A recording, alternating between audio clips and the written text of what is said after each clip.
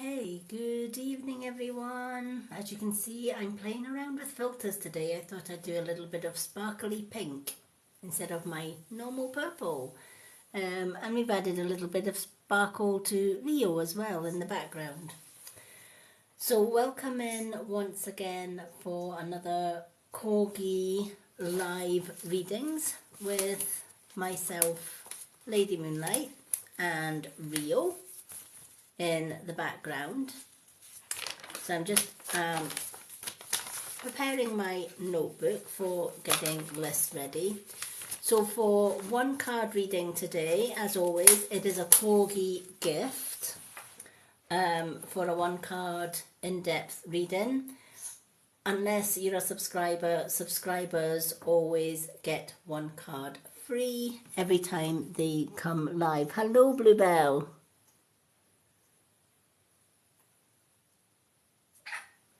Hello, hello, hello, everyone. Hello.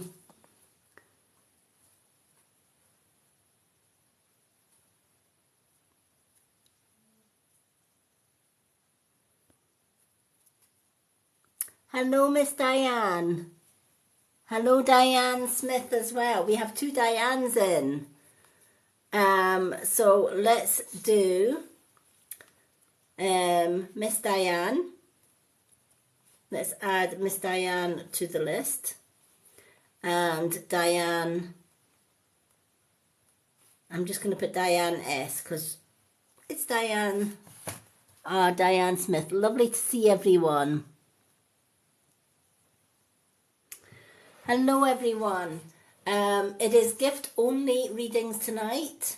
A corgi gift gets you added to the readings list unless you're a subscriber. Subscribers will always get their one card free every time I go live. Excuse my hair, I decided to add a little pink filter with a little bit of sparkle tonight. Just to jazz my hair up a little bit, although I love my purple, but I do love these filters. It's nice to have just a little bit of colour and sparkle to my hair tonight. Hello everyone. The corgis are the little gifts at the top that keep flashing by. It's a little gift. Just like you hit the gifts at the bottom, you look for the corgi, and it's a corgi gift to get a reading unless you're a subscriber, and subscribers will always get free readings, which is why a lot of people actually prefer to subscribe, because it's 2.99 coins for a corgi. Yeah, it's depending on whether you're in the UK or USA. I believe in the UK it's $4.99 for a month's subscription, or it's $5.99 in the USA for a month's subscription. So a lot of people prefer to subscribe so that they can get free readings every time they see me on a live. But some people aren't on lives that much, so they prefer to gift the corgis instead.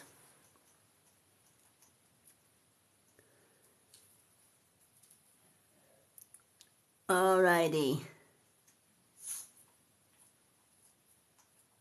Hello, Rachel. No. Sometimes I just like to be different and try some of the filters with the sparkles in it. So I thought, you know what, let's just add a little bit of colour to my hair tonight. Let's put Rachel on the list because Rachel is a subscriber. So the automatic add-ons to the list is Miss Diane, Diane Smith and Rachel.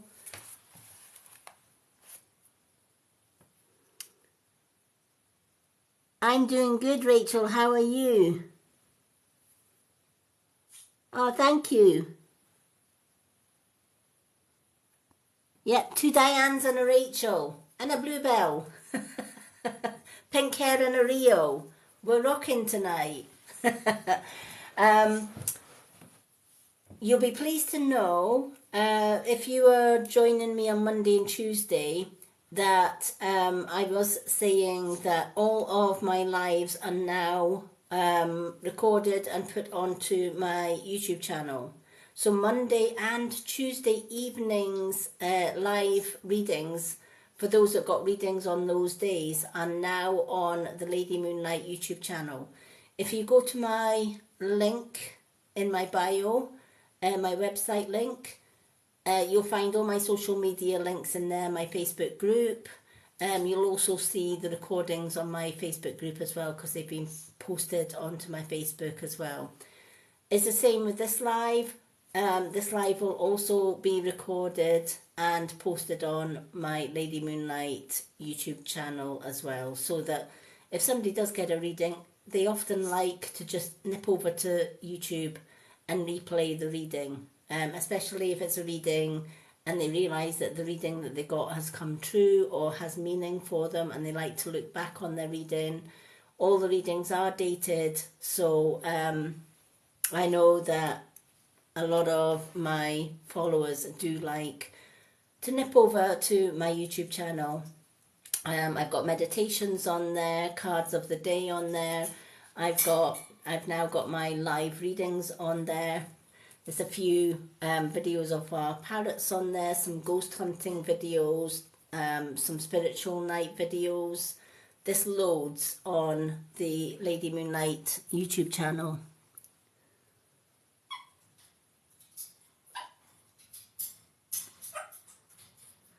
Oh, Diane, let's do you first then. We'll do Diane's reading first before you disappear. That's not a problem, because I know Miss Diane won't mind me swapping you two over. So let me do Diane Smith's reading first. So it's any one card tonight, folks. So it's Moon card. We've got Old Faithful, and we also have Soul Truth. So whichever card you would like, Diane, please let me know, and we will pick a card for you.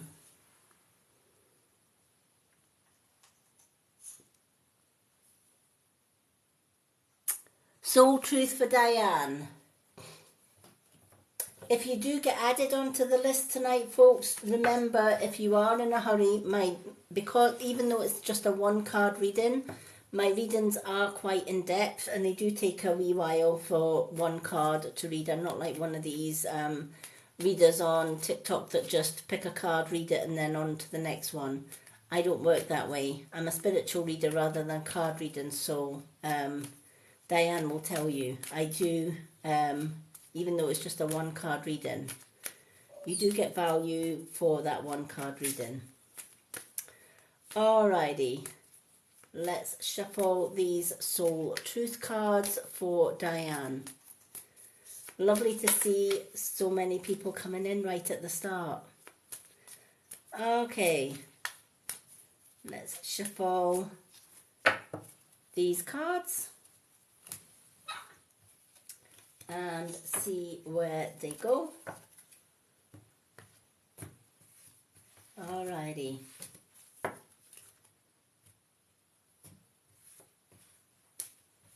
Now I am going to be making a small change to this week's schedule, but I will mention that a little bit later on after Diane's reading. Alrighty.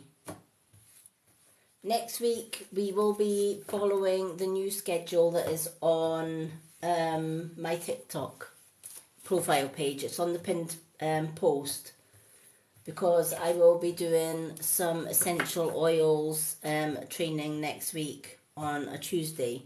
So Tuesdays, as from next week, I will not be live. So as from next week, I will be Monday, Wednesday, Thursday, Friday and Saturday, and I'll be off on Tuesdays and Sundays. This week I'm changing it a little bit. I was on Monday, Tuesday today. I'll be doing card readings on Thursday, And Friday we're going to do our spiritual night, and it's going to be a meditation night to meet your spirit animal guide. So there's no readings on a Friday this week. It is a guided meditation night here on TikTok. And then Saturday and Sunday, that will be my 2 days off this week. It also gives my moderators the weekend off with their families as well.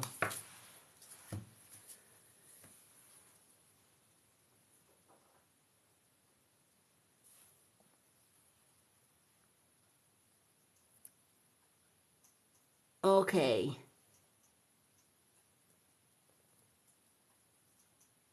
Thank you, Miss Diane. All right, let's do Diane Smith. What am I looking for outside myself that's already within me? What is it that I'm looking for outside of myself that is already within me? Are you looking for more guidance, confidence, peace, wisdom, love, or something else? When we search outside ourselves, we can become overwhelmed, frustrated, and never feel quite good enough. It's time to go inside to find everything that you seek, because all the answers that you need lie within you. Today's action: breathe in your favourite essential oil. Inhale deeply into your belly. Drop your shoulders and spend some time hanging out with your soul today. Ask for what you need and be ready for the answers. I love this because this card does remind us, in society, we are all good at comparing ourselves to other people. I wish I could be beautiful like her. I wish I could be slim and slender like her. I wish I could always be happy like him over there. I wish I had a nice car like him over there, or I wish I had that house, right? So we're always comparing ourselves to other people, right? And we are our own worst critics for ourselves, right? So we look in the mirror, right? Don't like my hair colour, so I'll add some pink and sparkles. Don't like my weight, so I'll starve myself half to death because I want to be a size 0 because her over there's a size 0, right? Don't like the house that I'm in. I want a house like Mrs. Jones across the road with 5 bedrooms and 2 garages and 3 cars in the driveway, right? And everyone else is lucky, but I'm unlucky. We always are looking outside, comparing ourselves to other people in society, wishing that we could be like them. But here's the secret. We're not meant to be like anyone else. We're not meant to be like Mrs. Jones round the corner, or Mr. Smith down the street, or Mr. Fat Cat with his 10 businesses and his Rolls Royces. We're not meant to be like everybody else. We are actually meant to be us, right? So Diane is meant to be Diane. I'm meant to be Lady Moonlight. Bluebell's meant to be Bluebell. And when we find our way back to us and we think, I'm going to stop comparing myself to everybody else, and I'm going to listen to my own inner voice. I'm going to look in the mirror and say, do you know what? I love my hair. Do you know what? I love the way I look. More curves is more cuddly, so I'm fine with more curves. Do you know what? I've got a roof over my head. I've got food on the table. I've got money. It may not be much, but at least I've got the things that a lot of people don't have. So I have nothing really to grumble about in all reality. Yes, it would be nice to have more, but I'm grateful for the things that I've got. And when we start realizing that the riches don't lie in big houses, big cars, more money, more gold, more silver, that's not where the riches lie.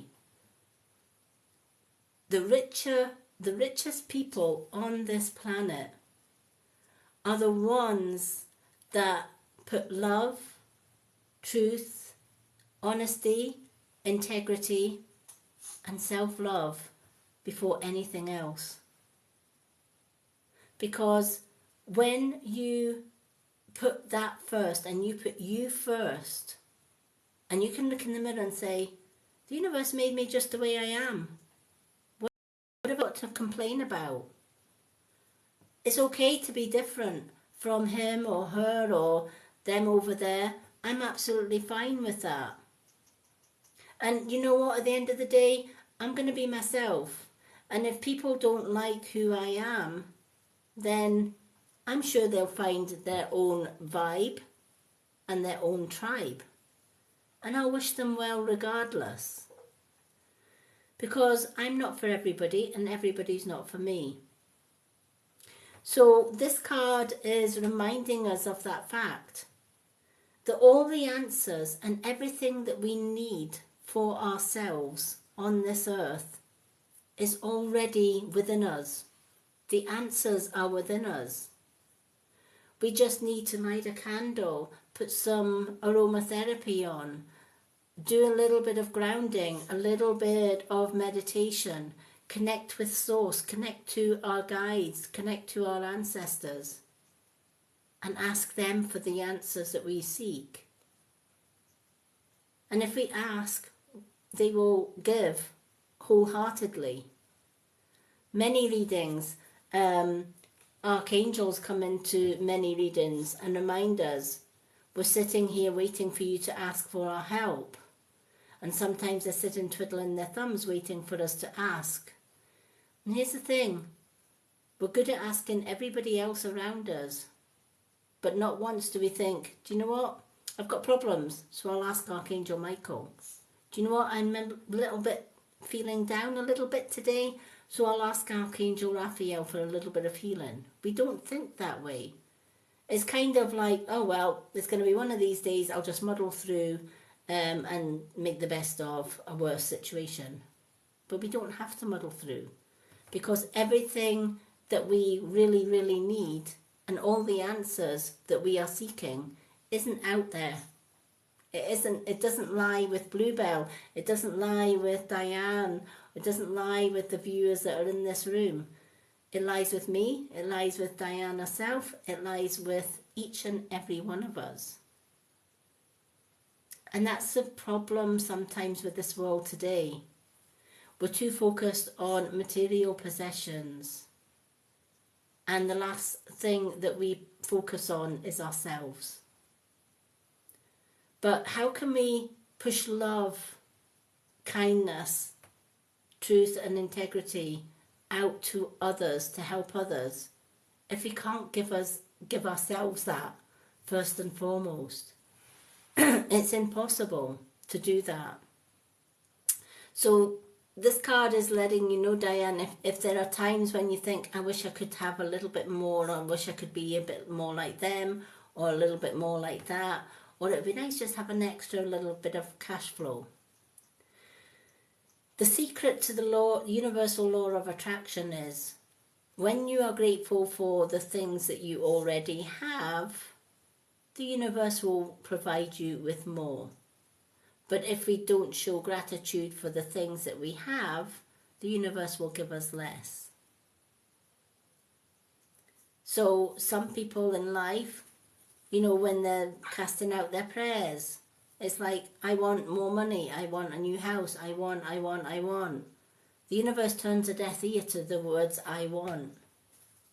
It's not wanting to hear that I want. It's not wanting to hear negativity, because the universe just throws negativity back. And we've got to work like the universe.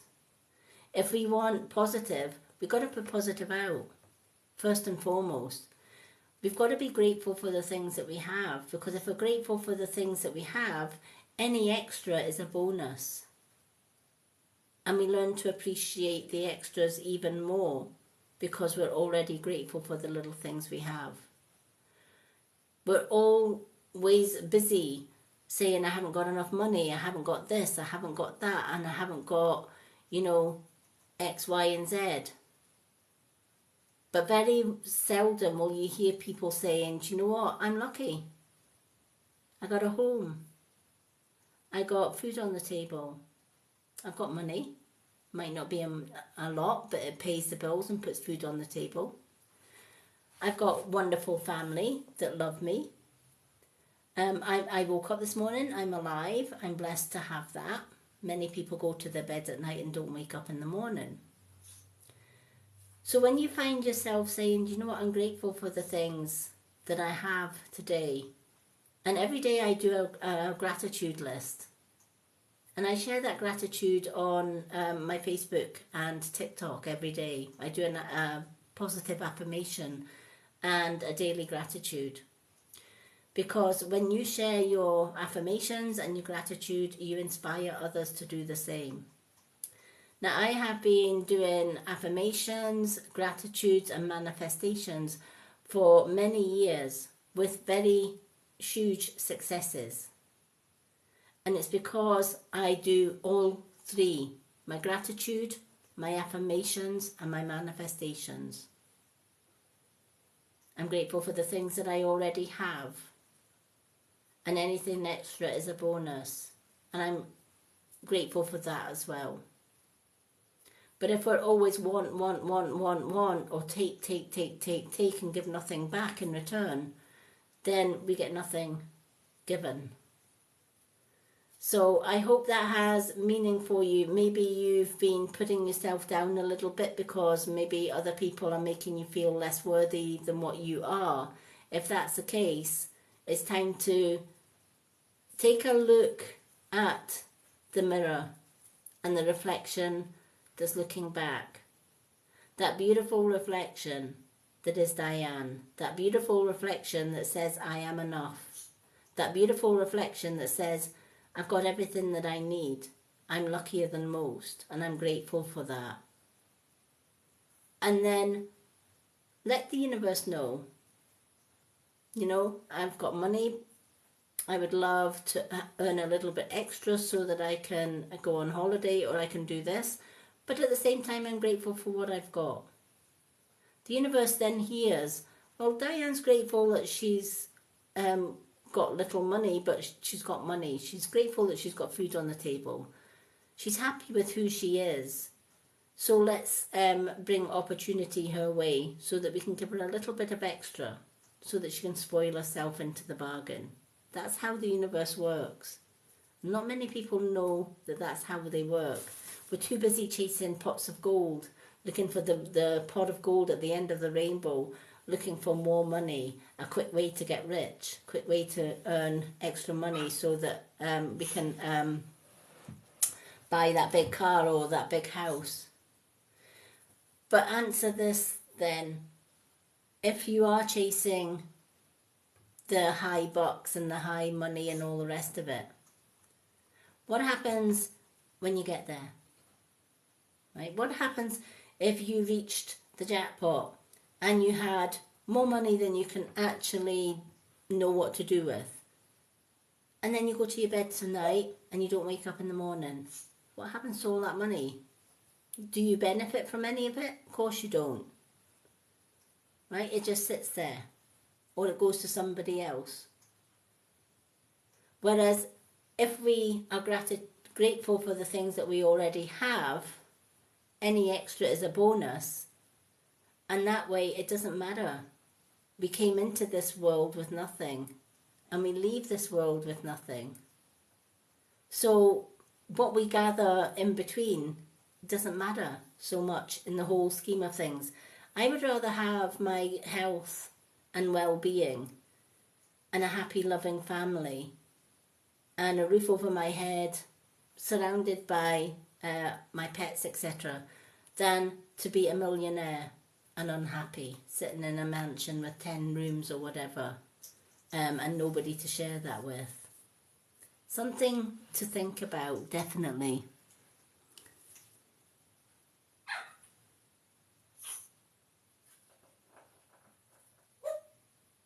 Exactly, Mary.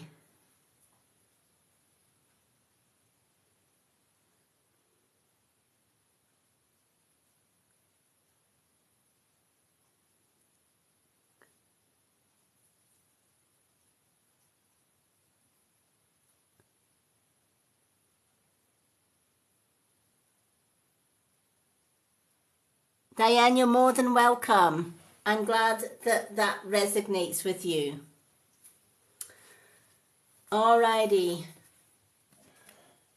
I think you were a subscriber at one point, Diane, but you're somewhere in between time. Your subscriptions maybe run out.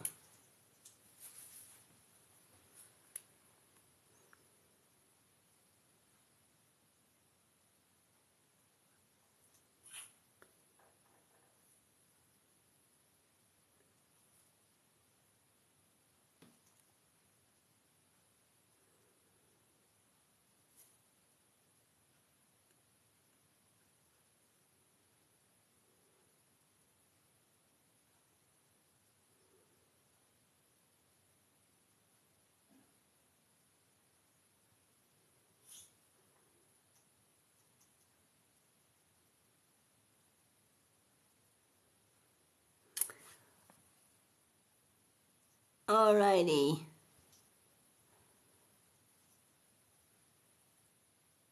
Diane, you're more than welcome. Okie doke. Bluebell, who have we got left on the list? I've got Miss Diane next. And then I've got Rachel.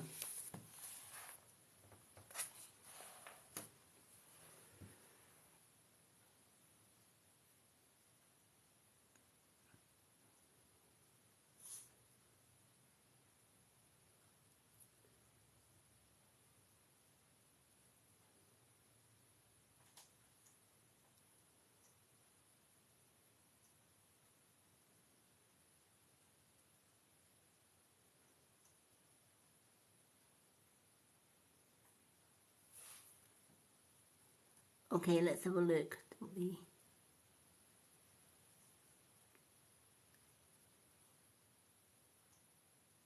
Dr. Sunshine Fire, Joanne Gullivan. All right, Dr. Sunshine Fire's here as well. Right, wait a minute. Dr. Sunshine Fire.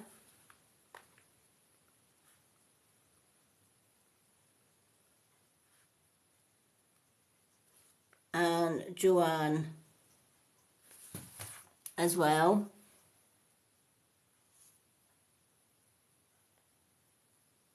Okay, I see Rachel.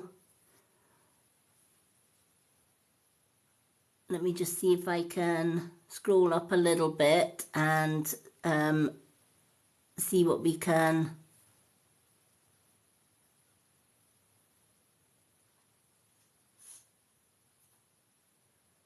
Okay, I've got, thank you for the follow, Pam B.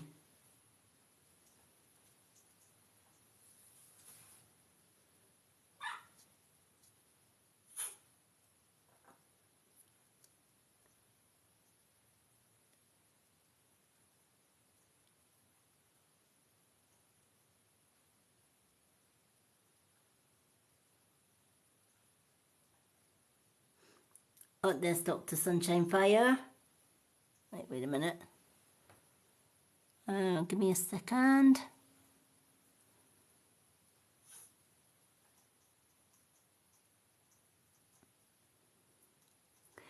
Alrighty. Do you know, it is a peaceful place here, and I'm going to give a little bit of grace here, and I'm going to let Mary come on to Mary, I'm going to add you this once to the readings list. So I've got Miss Diane, Rachel, Dr. Sunshine Fire, Joanne and Mary. So I have given a little bit of grace today and added Mary to the list.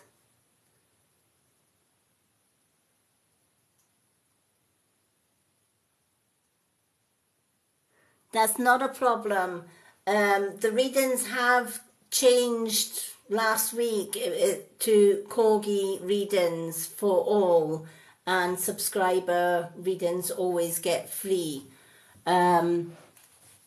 It just saved a lot of hassle because there was some people that were gifting small things and other people were gifting larger things, and it just kind of made it unfair. So we just did a overall blanket that it's a corgi gift reading, or if you're a subscriber, subscribers always get free readings, and they get free readings all month.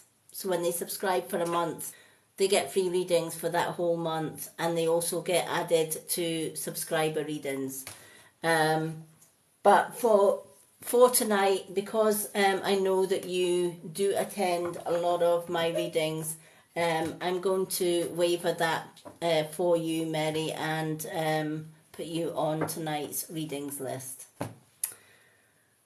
All right, so Bluebell, I have got Miss Diane, Rachel, Dr. Sunshine Fire, Joanne, and Mary. Have I missed anyone out?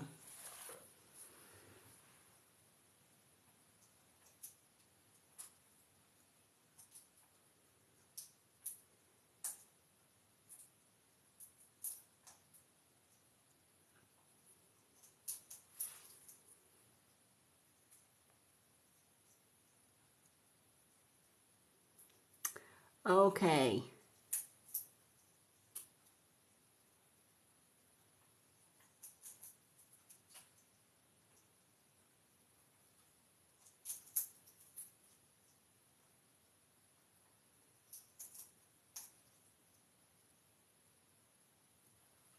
It's nothing, no need to apologise. You know, you genuinely didn't know, or you genuinely didn't realise that things had changed. And misunderstandings do happen. And you know what? We do work with love and light, and we love everybody that comes in here. So there's nothing to apologise. You know, you are valued. Everyone here is valued.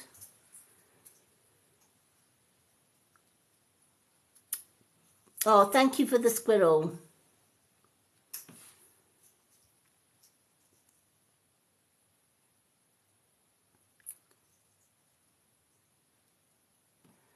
We do value you, Mary, so don't worry about it. It's not a problem.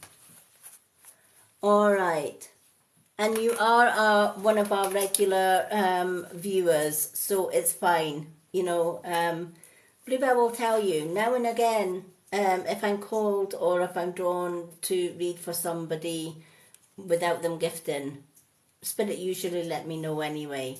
But please don't feel, you know, Bluebell wasn't being mean or nasty. She was basically doing her job as a moderator to say it's corgi gift readings or subscribers get free. Oh, we have a beautiful gift. Rachel, thank you so much for that. That is beautiful. I love that. I love things that I can, you know, the things that I can see across the screen. Sometimes I miss all the little roses because when you're registered blind, you miss a lot of the small gifts. So when things flash across the screen, it's like, oh, what was that? I remember the first time I did my live, I think somebody sent like a large headband type thing. And I'm like, oh, what was that? Where did that come from? Where did it go? So I was completely a novice at TikTok. But it was lovely as well at the same time because I was able to actually see the gift because it took up half the screen. Now I'm used to things getting thrown across the screen and stuff like that, and it does catch my attention. It's like when Bluebell wants to get my attention, she puts little large yellow stars up to sort of grab my attention. Otherwise, I tend to miss her out.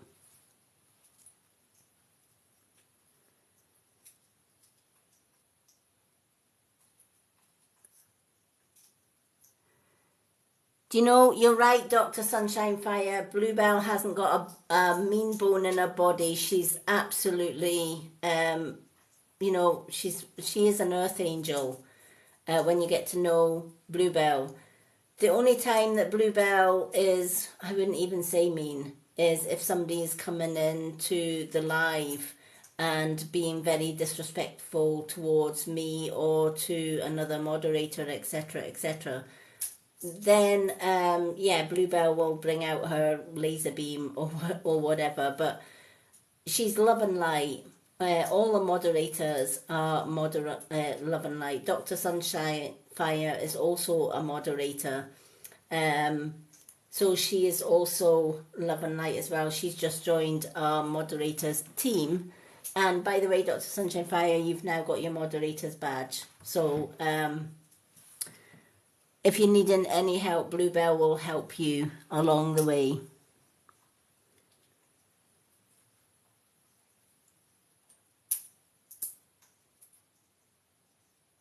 Oh, Mary, we wouldn't ever think that you are bad.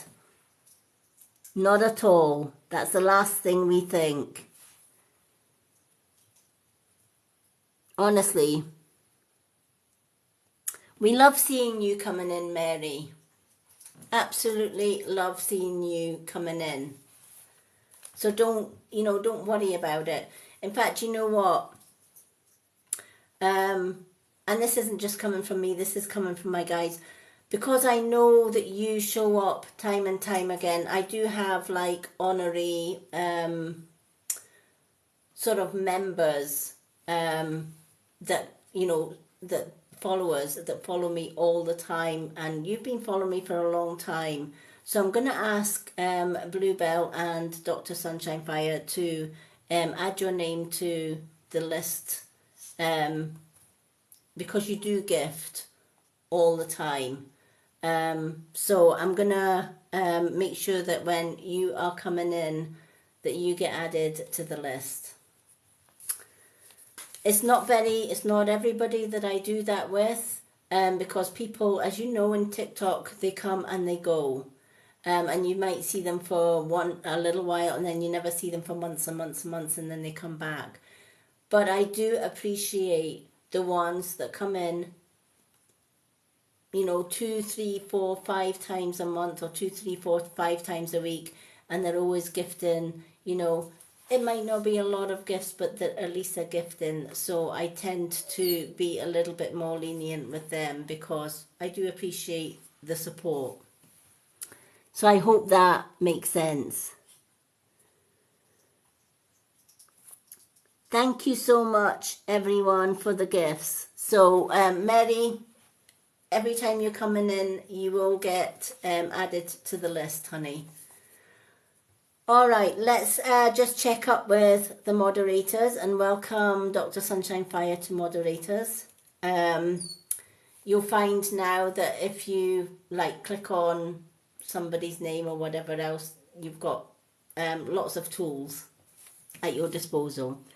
All right, I've got Miss Diane, Rachel, Dr. Sunshine Fire, Joanne, Mary, and of course, if Kelly comes in tonight, please let me know, because Kelly was supposed to get a reading last night, but she had to leave early.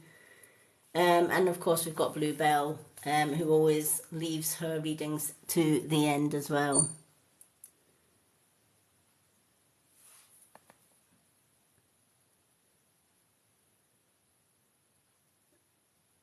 Thank you, Bluebell. And you're right, Joanne. Everyone is love and light in here, and that's what I love about everyone here.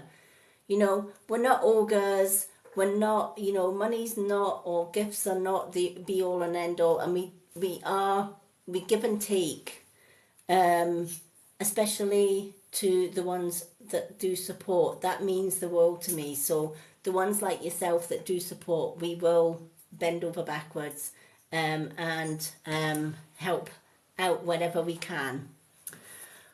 All right, Miss Diane, what card would you like? We've got Moon card, Soul Truth, or Old Faithful tonight.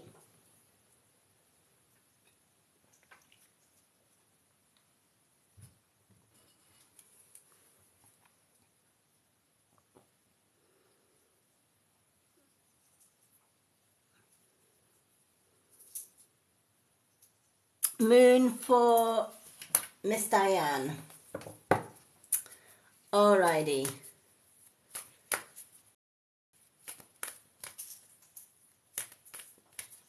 So let's shuffle the cards.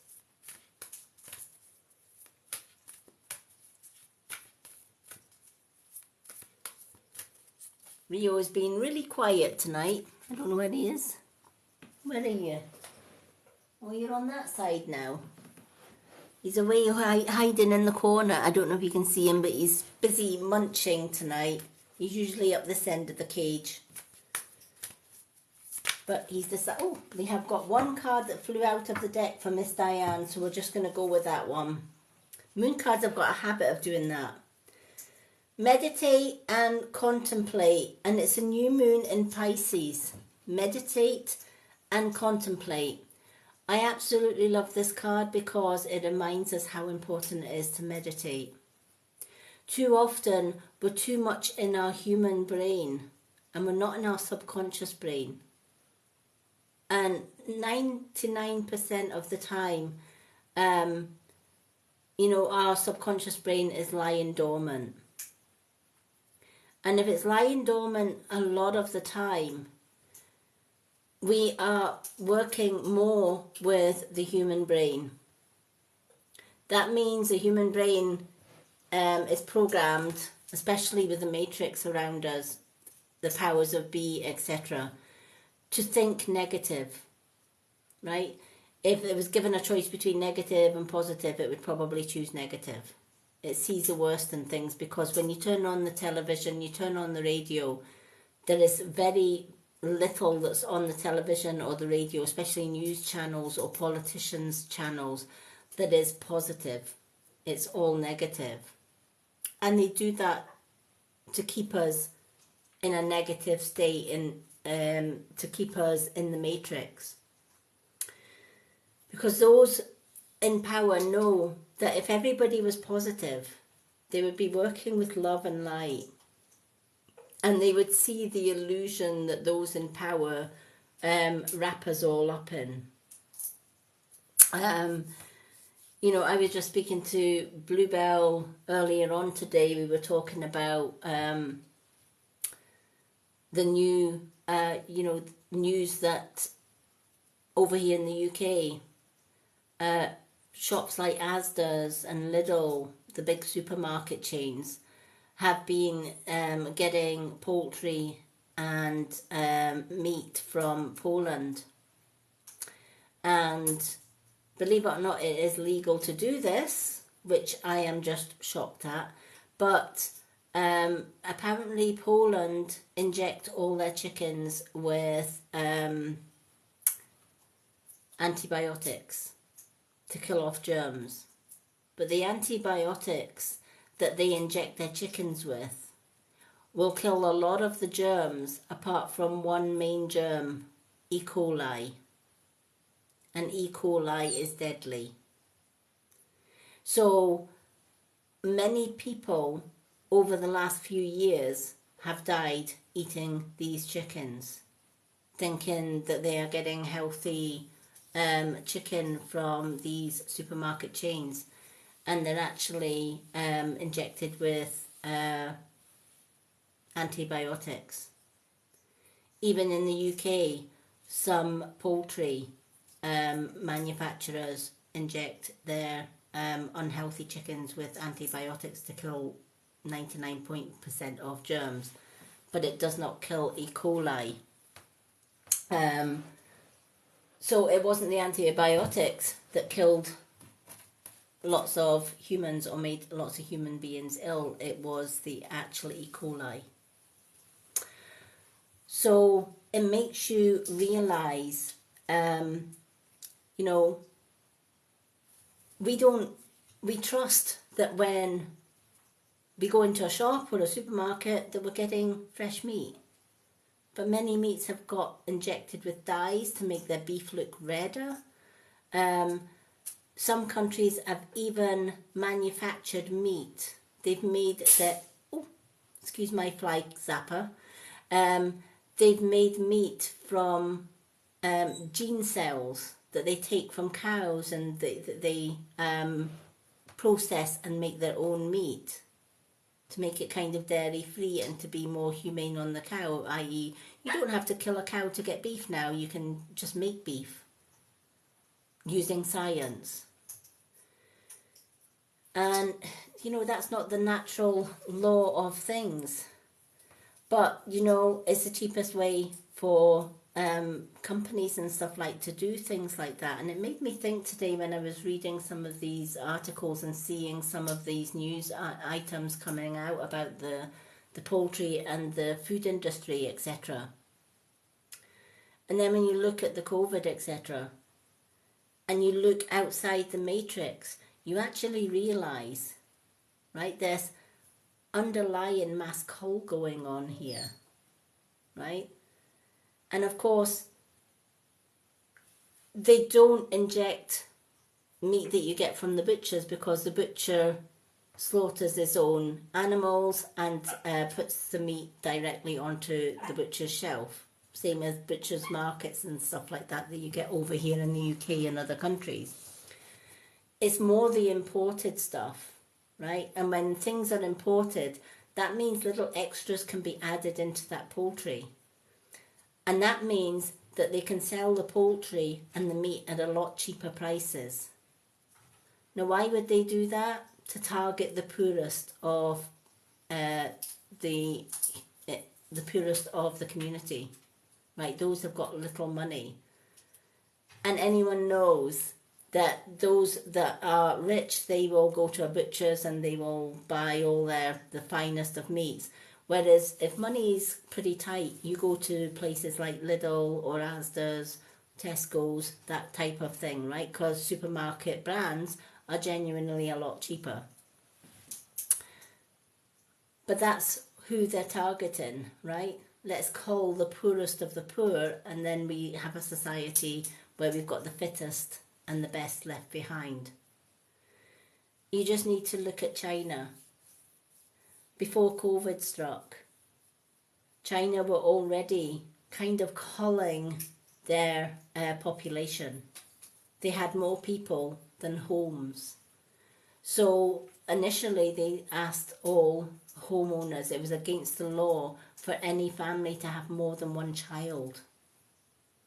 All right, so they were only allowed one child per household in the hope that they would slow down the rise in population. Didn't work, so they introduced COVID. And then all the scary things with COVID started coming out. Again, the most vulnerable, the elderly, disabled, etc., were the worst hit when COVID came, right? Because they're the easy target, right? They've lived a full life. They're no loss to the big cats. And it's a scary world we live in because of that. And not everyone can see that, because we're all blinkered, we're all kind of working with the human mind. And there's a lot of things that light workers like myself can see, and we've been seeing it for centuries, that others can't. We can sort of see above the illusion, right?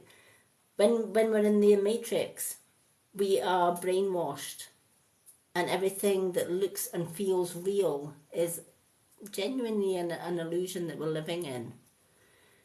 It's a 2D illusion, but when we go to the five-dimensional, fifth dimension, which is working with love and light, working at that higher vibration, we are rising above the illusion, and we can actually see truth from fiction.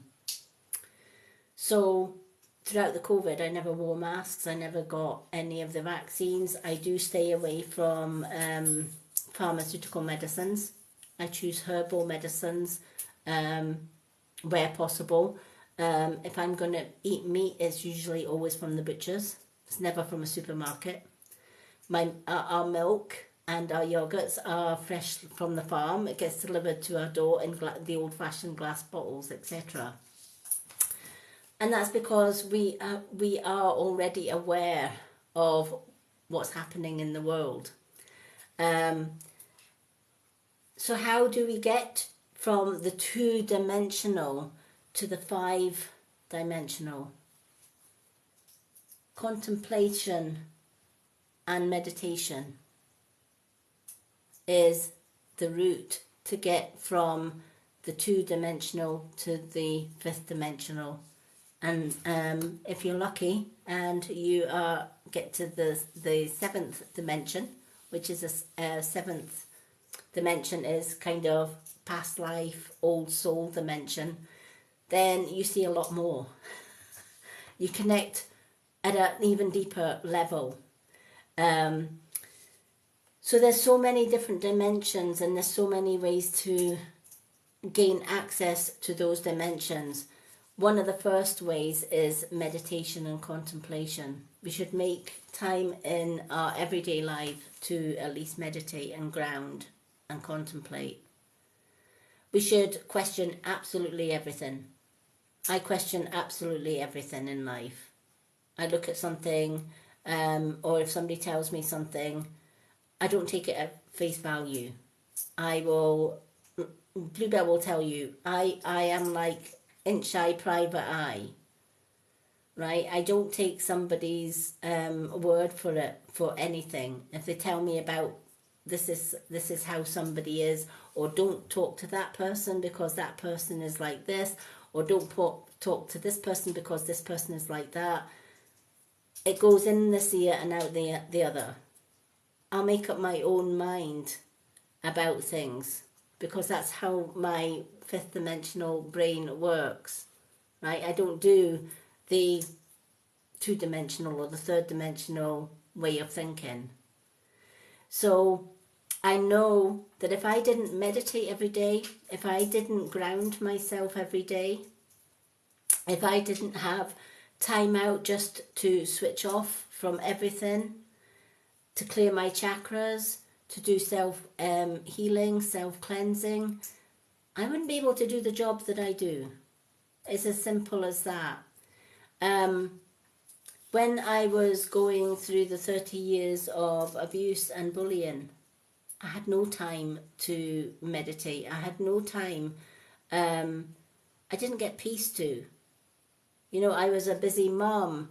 I had an abuser that was nit, at me 24/7. Right? If I went for a walk with my dog that I had at the time, guaranteed 10 minutes later, my ex would be at my back. I thought I'd come and join you. Honestly, the only time I got time to myself, if I was lucky, was when I used to go to the ladies' room, or if I was at work. I maybe got 5 minutes here and there. And I struggled with that for many, many years because I couldn't get any space to meditate, to ground, to contemplate, just to breathe. And so my mental health went really downhill pretty rapidly. Unaliving yourself is not far from your mind and your thoughts when you actually go from here and nosedive to ground zero. It wasn't the healthiest place for me to be because being a starseed, that's not what was home to me. Home to me was up here, not down here. So, of course, when I left all of that behind and I met my now fiance, who, just like me, was free-spirited, and he allowed me to be my own person, to have my own space, etc., but still had time for each other. My meditation came back, my contemplation, my manifestations, my positivity came back. And I was able to think more clearly. I was able to heal from all of the trauma of those 50 years and get back to being me. And I was so glad about that because I was no longer here. I was back up here where I felt at home. And it doesn't, you don't have to be a starseed or a spiritual person, you know, or a spiritual person to get there. You simply have to feel it. You might think, you know, you may wake up one day, which is many people are getting woken up from the matrix, and you know there are always universal codes getting sent down trying to help people to wake up from the matrix. Like the powers of be, there are more powerful beings in the universe and in spirit realms that are constantly throwing down universal codes to try and unblock people's chakras to wake them up from the matrix. And one day we will all be woken up, and it's going to change the world. There's going to be huge changes coming, because when Mother Earth and everybody in it is in peril, that's when the big guns, that's when the universal councils and the realms all come together. And that's why nowadays you are seeing more starseeds, indigo children, light workers, healers coming more and more into the earth, because that's the way Mother Earth does things. When things get really tough, she brings in the big guns. It's a slow process, and it's been taken many years to get to where we are just now. Right? Up until that point, all those that were in power were the ones that were controlling everything. And you just need to look at history, World War One, Two, all these other things that were happening around us, to realise that something wasn't right, something didn't fit right. But now we are on a slow turnaround. We're not there yet, not by a long shot. Myself and other light workers, etc., have probably got a load more to do. But we will get there. Mother Earth, you know, is kind of like the battle between good and evil, I guess. It may look like the evil are winning, but ultimately, in the end, good always will prevail over bad, etc.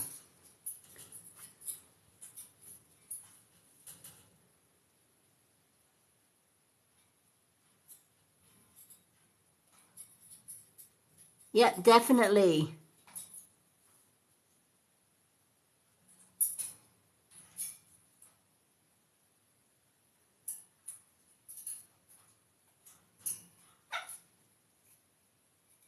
Yeah, I hear you, Dr. Sunshine Fire. Exactly, they can't stop us from ascending. Absolutely.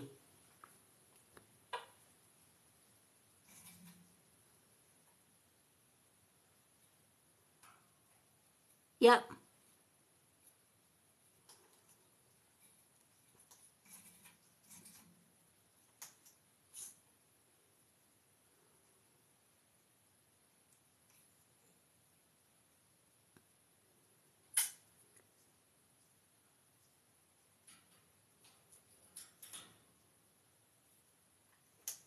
I love all this. Exactly.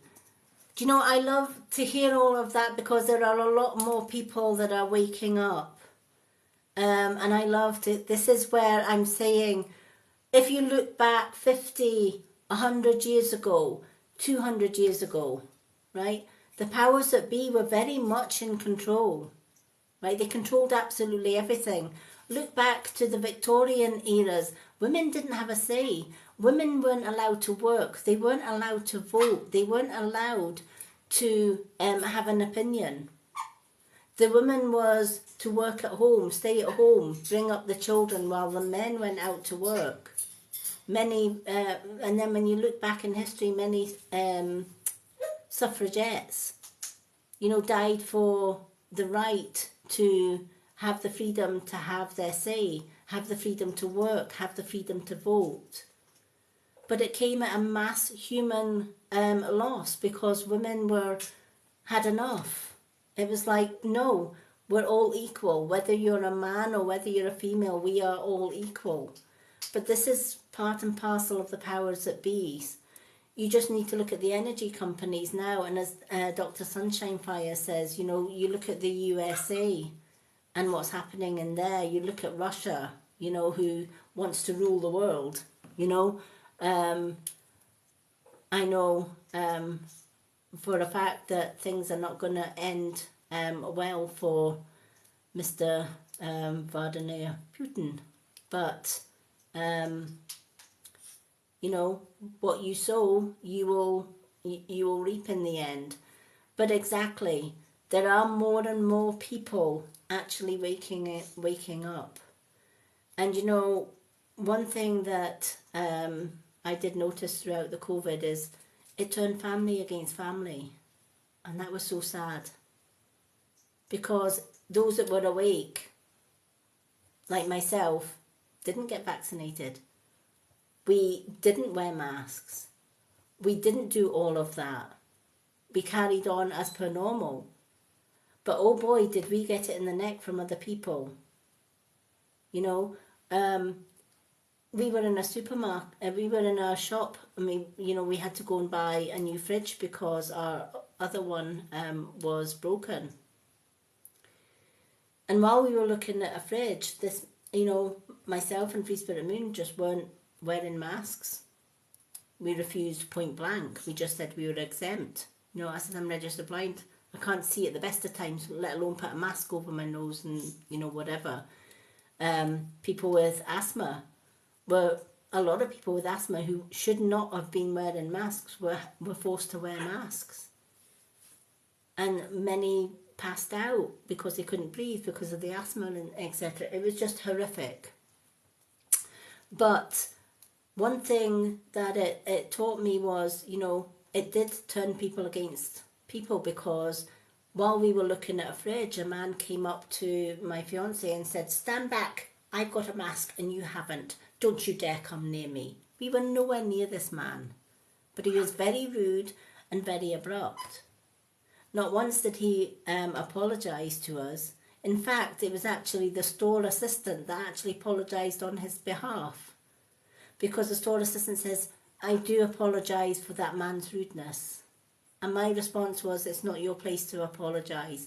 It's his ignorance and his place to apologise. But you don't expect somebody like that to apologise. So I said, no, it's fine. Don't worry about it. So, you know, this is what the Matrix do. They turn families against families, friends against friends, etc., etc. And if one method of threatening didn't work, you know, they would say, well, if you don't get the vaccine, you can't go on holiday. And then people were saying, well, that's okay. I don't go out of the country anyway. I would rather stay at home. So I choose not to have the vaccine. Then they says, okay, that didn't work. All right then. So if you're not going to take the vaccine, not only can you not go in on a plane and go on holiday to another country, you can't go into a local pub for a pint. You can't go and see you can't go into a restaurant. You can't go to see your favourite band. You can't go to somebody's funeral, etc., etc. And I'm thinking that's paramount to Blackmore. I actually had a woman phone me up in tears. And she said, "Lady Moonlight, I don't know what to do." And I said, "What is it? How can I help?" And she says, "I went into my local store." She says, "I live in a wee village and there's only one food shop." And I went in and the shop assistant asked me at the door, "Are you vaccinated?" And she said, "No. I've got health conditions. I'm exempt from being vaccinated, or I choose not to be vaccinated." And she said she refused me entry into the shop. She says, "You can't come into my store, you can't buy food or drink, etc. until you get vaccinated." And she says, she says, "Lady Moonlight, what am I going to do? I don't drive. Public transport's out of the question. and the nearest shop is miles and miles away, and I've got myself and I've got my family to feed. And I said, here's what you do. You go marching back into that shop, and you, if she stops you and says, have you been vaccinated? You answer no. If she tells you that she is refusing you entry to buy food and drink, ask for her name and her status in that store. Write down that name and then tell her that you are going to go home and you are going to phone the human rights, because it is against the international human rights to withhold basic necessity drink and food from somebody that would cause them to starve or to perish. And she said to me, is there such a law? And I says, absolutely. I says, you just need to look up the Human Rights Act, and it's there in black and white that no shop that sells basic necessities such as food and drink, they cannot, under any circumstances, refuse to sell you food and drink. So she came back and she said to me, well, that worked, because she didn't want to give me a name, and I said, that's fine. She says, I had my mobile phone with me.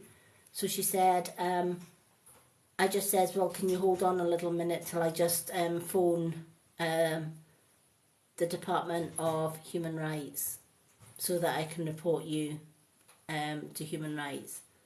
She says, all of a sudden I was allowed to come in anytime I wanted, vaccinated or not, and buy food and drink.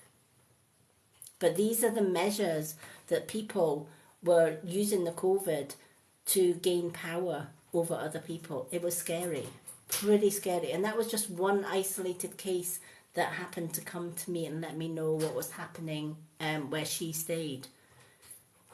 And that's just one blip in a map. So God knows what was happening to other people around the world. So, yeah, I know that's kind of getting off Miss Diane's reading a little bit, but you know, when we meditate and when we contemplate, we actually see all of this. A lot of the people that I teach in my coven, a lot of the sisters that I teach in my coven, when they first joined the coven, they saw nothing, right? They were still kind of in the matrix. Now I'm getting some of my coven sisters actually saying, Lady Moonlight, I cannot believe the difference. I'm able to see a lot clearer about what's going on. Things that once I believed in and trusted, I don't trust anymore. And she says it's all to do with the sky and earth grounding meditation that you asked us to do first thing in the morning and last thing at night. And that's that's all they did. They did a little bit of grounding. They did sky and earth meditation, morning and night. And over the months and the years to follow, their chakras were blown wide open. Their third eye, their crown chakras were blown wide open, and they were able to see above the illusion that they have been living in. But not many have got that ability to do that, or even the knowledge to do that.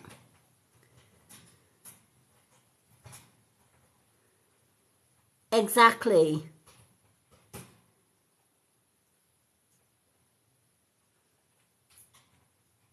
Yep. Absolutely.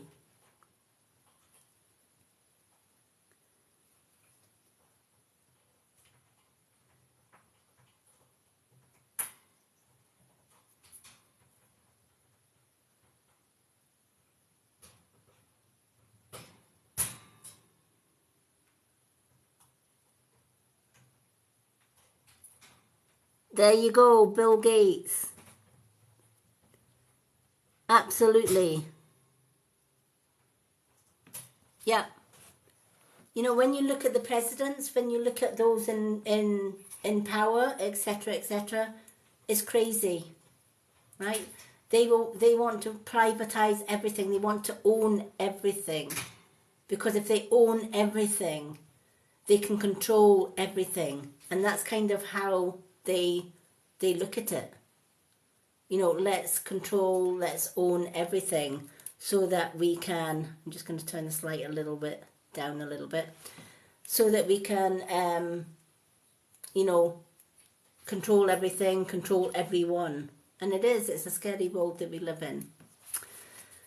So, Miss Diane, I hope that helps. And if you ever need any help for meditation, grounding, etc., please get in touch. I'm more than happy to help where I can. My Lady Moonlight YouTube channel is packed with different meditations. We're actually doing a meditation night right here on TikTok on Friday evening, around about 10:30 UK time, which is 4:30 p.m. CST time, 3:30 p.m. USA time. And the meditation that I'm going to be doing is meeting your spirit guide, but it's your animal spirit guide. We've done meditation nights here on TikTok before where it was our actual spirit guide themselves. This meditation's actually going to help you to meet your own spirit guides. We each have 7 spirit guides that guide us throughout life. Not everybody sees or feels or senses their guides. So the meditation that I'm going to be doing on Friday night is going to open your chakras. It's going to enable you to meet one of your spirit guides. I don't just teach the meditation, I teach you how to get from being in an awake state to a meditative state.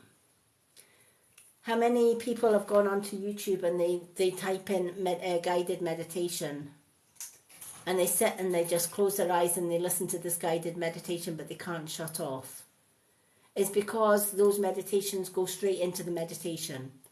They don't do a wind down. They don't do relax before your meditation. Whereas I don't just say, right, okay, join me on Friday for a meditation night, and I just ask everybody to close their eyes and let's do the meditation, and then we're done. That's not my way.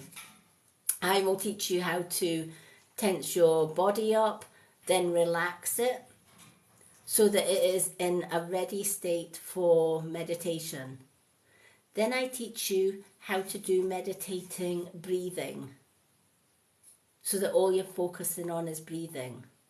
You're not even focusing on my voice, you're focusing on breathing. It's a technique that has had many of my students very successfully enjoying and getting the most out of their meditations. All my meditations on YouTube are very much like that. They start off with a tensing every muscle in the body, then relaxing it so that we're calming the body down. Because a lot of the time we go around in life, we don't even realise that we're stressed out. A lot of people will walk around like this with their shoulders up and tense because they're anxious. And they don't even know that the body is stressed. I remember the first time I did a guided meditation with a group of people. And they were like, oh my gosh, I didn't realise I was stressed until I did the tense and the release before the meditation. But now we understand that if our body is tense and our body is stressed, we're not going to get into that meditative state. So for those that are not doing anything particular on Friday, please feel free to join me here on TikTok for a live meditation night, which is all guided by myself truly.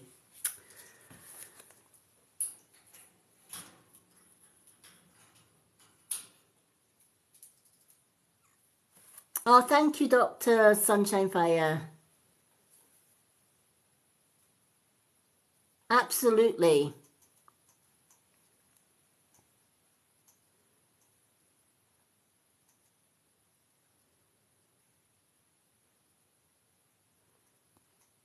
Yeah, all my lives now, including this one, will be added to my YouTube channel. Monday and Tuesday nights already uploaded onto the Lady Moonlight YouTube channel.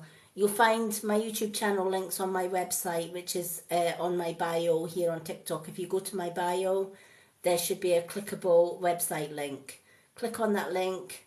I think if you scroll left 3 times, I think it's on the 3rd page on my website, you've got all my social media links, including my Facebook groups, my Facebook page, my Instagram, my Twitter, all whatever I am, all my links are there. Alrighty, so we've done Miss Diane. I've got Rachel, Dr. Sunshine Fire, Joanne and Mary. Have I missed anyone out?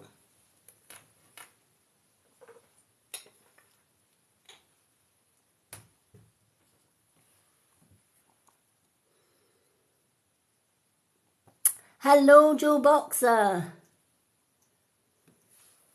Yay, Joe Boxer's in the room. Good to see you, Joe. Let's put Joe Boxer down. Alrighty.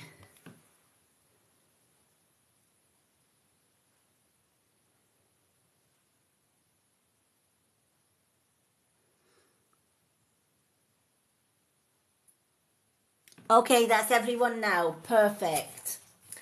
Alrighty. So next on my list then is our Rachel. So Rachel, Moon card, Soul Truth, or Old Faithful? Which one would you like?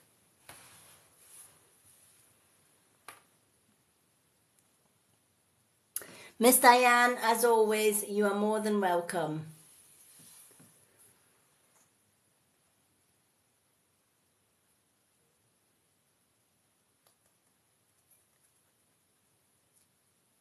Old Faithful for Rachel.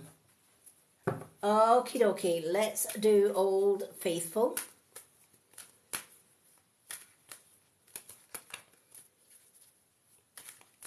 By the way, this isn't a new hair colour. I just decided to add a little bit of pink and sparkle background to my hair. Let's just put it that way. I wore some sparkles effects yesterday on my live, and the amount of people says, "Oh, Lady Moonlight's got sparkles in her hair," and I said, "You know what? I like the sparkles. Reminds me of the stars and the universe. Reminds me of kind of home, I guess." And of course, Rio has a little bit of sparkle as well, so it's all good. So yeah, I love the filters sometimes on TikTok. Don't get me wrong, you get some scary ones. I'm like one of these ones that's like, oh, what does this filter do? What does this filter do? And I'm like, oh no, not today, Josephine. And I would tick another filter and I'm like, oh my goodness me, you know. You end up with green faces, purple faces, square faces, Pinocchio noses, and all sorts. Who needs a facelift when they've got a TikTok filter, right? Oh my goodness me. But yeah, I just chose the hair filter rather than the whole face thing. I'm quite happy with my face. I just like changing up my hair colour a little bit. I must admit, I do like the lilac-y purple. But take away this filter, I'm kind of like more of a sort of darker purple.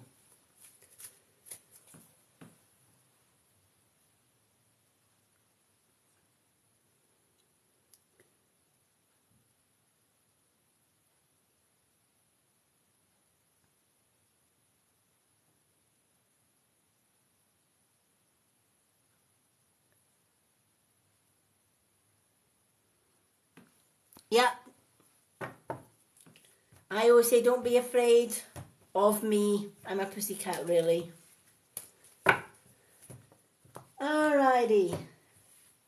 Heart of Gold, you know, we're all love and light here. That's what I love about this live. The amount of compliments I get in DMs from people. People will message me and say, thank you.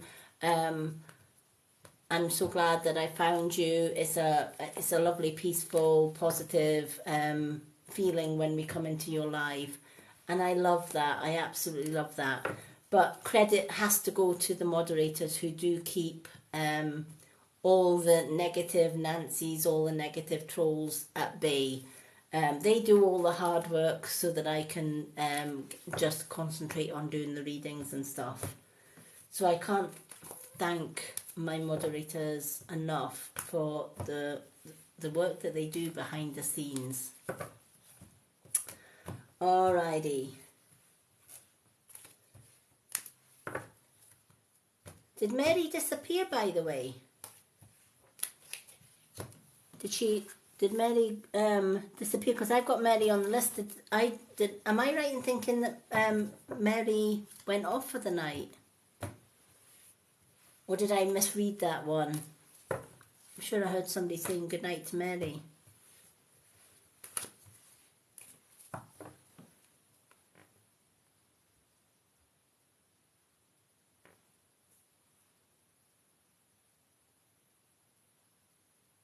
All right, no problem. Hello, Jenny.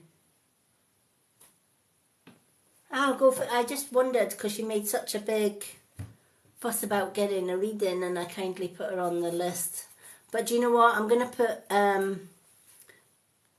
put Mary down for tomorrow's live, so that we know that when Mary comes in, if she comes in quite beginning, we'll get Mary on the readings list. Sometimes I don't understand people. But I guess as a starseed I'm not supposed to understand people sometimes. I just come on, do my readings and marvel at, the ways some people think and the ways some people do things, and it's a strange world. Alrighty.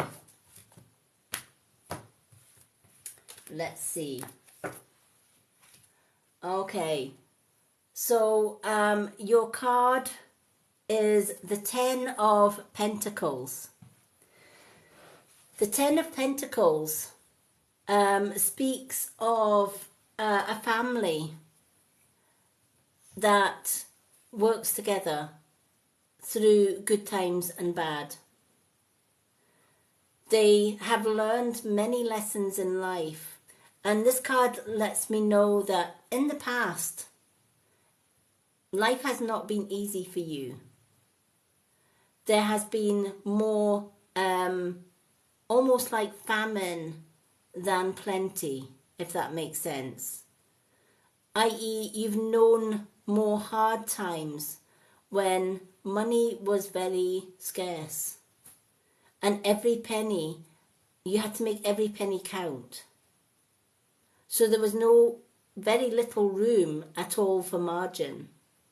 And some days it was kind of like, those were the days where most families had to rob Peter to pay Paul just to survive. They survived from payday to payday in the hope that they would just have enough to see them through. Sometimes people had to work 2 or 3 jobs.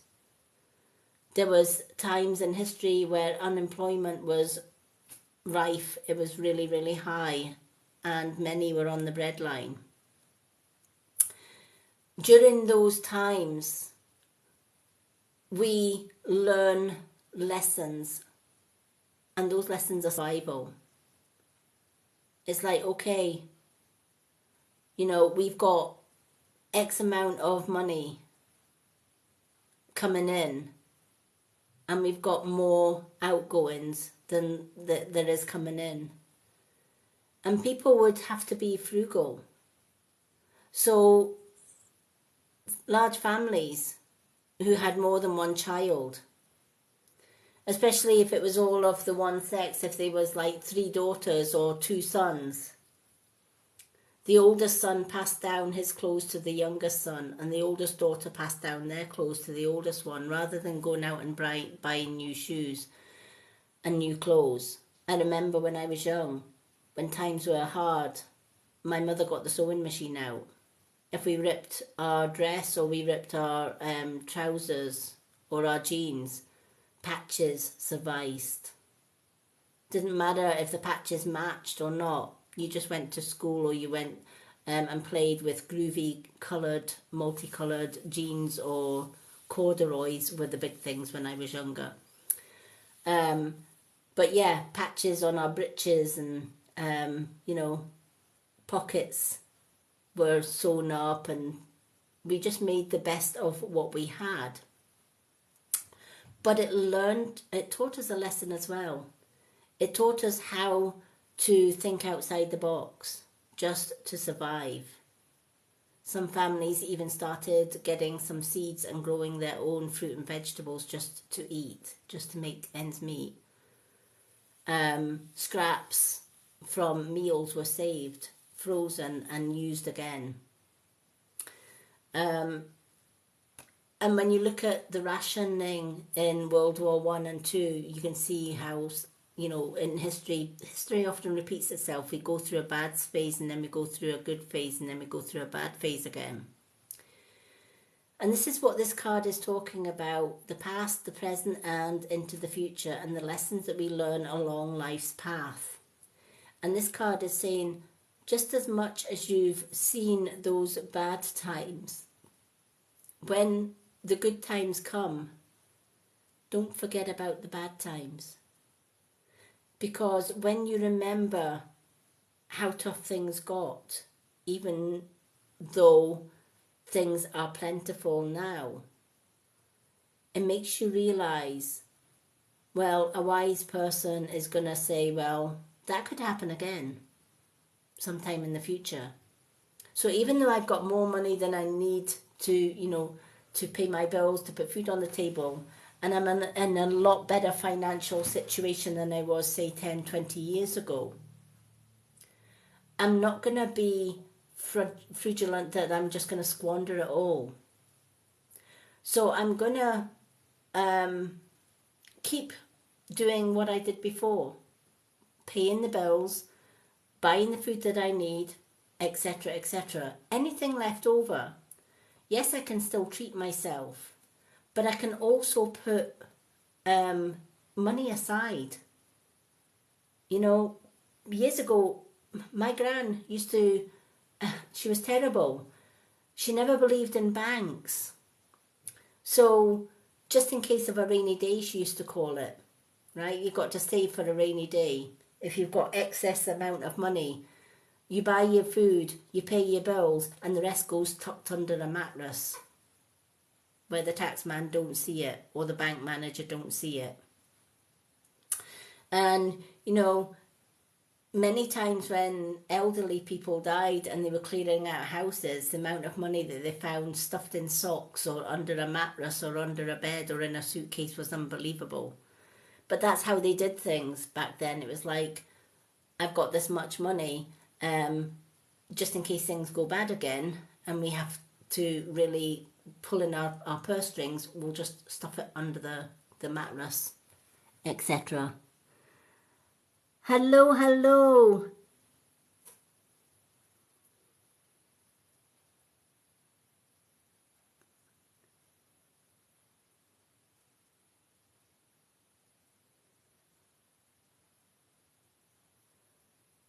That's exactly why you got the card, Rachel, right? Because what this card is saying is, you've been through good times, you've been through bad times. And it's like, sometimes we get excited if we've struggled and we get a windfall and we're like, oh, I've got all this money. Now I can pay my bills, I can put food on the table, and that dress that I saw last week that I really didn't have enough money for last month or whatever else, I can go and get that dress. Oh, while I'm at it, I can get that. And before you know it, you've spent every single penny. But you know that the next wage is going to be the same. And you don't think ahead, right? We never think ahead. We never plan ahead. We always just think, well, I've got extra, now I can spend extra every month.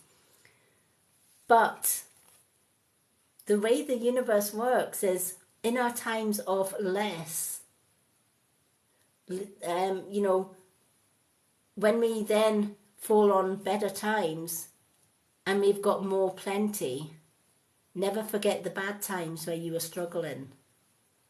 And if you remember the bad times and how bad it was, because it's so easy to forget when you've got money coming in all of a sudden where you didn't have it before. It's so easy to say, well, I've got extra, I can spend all of this. How many people recently have been hit by inflation, worldwide inflation, right?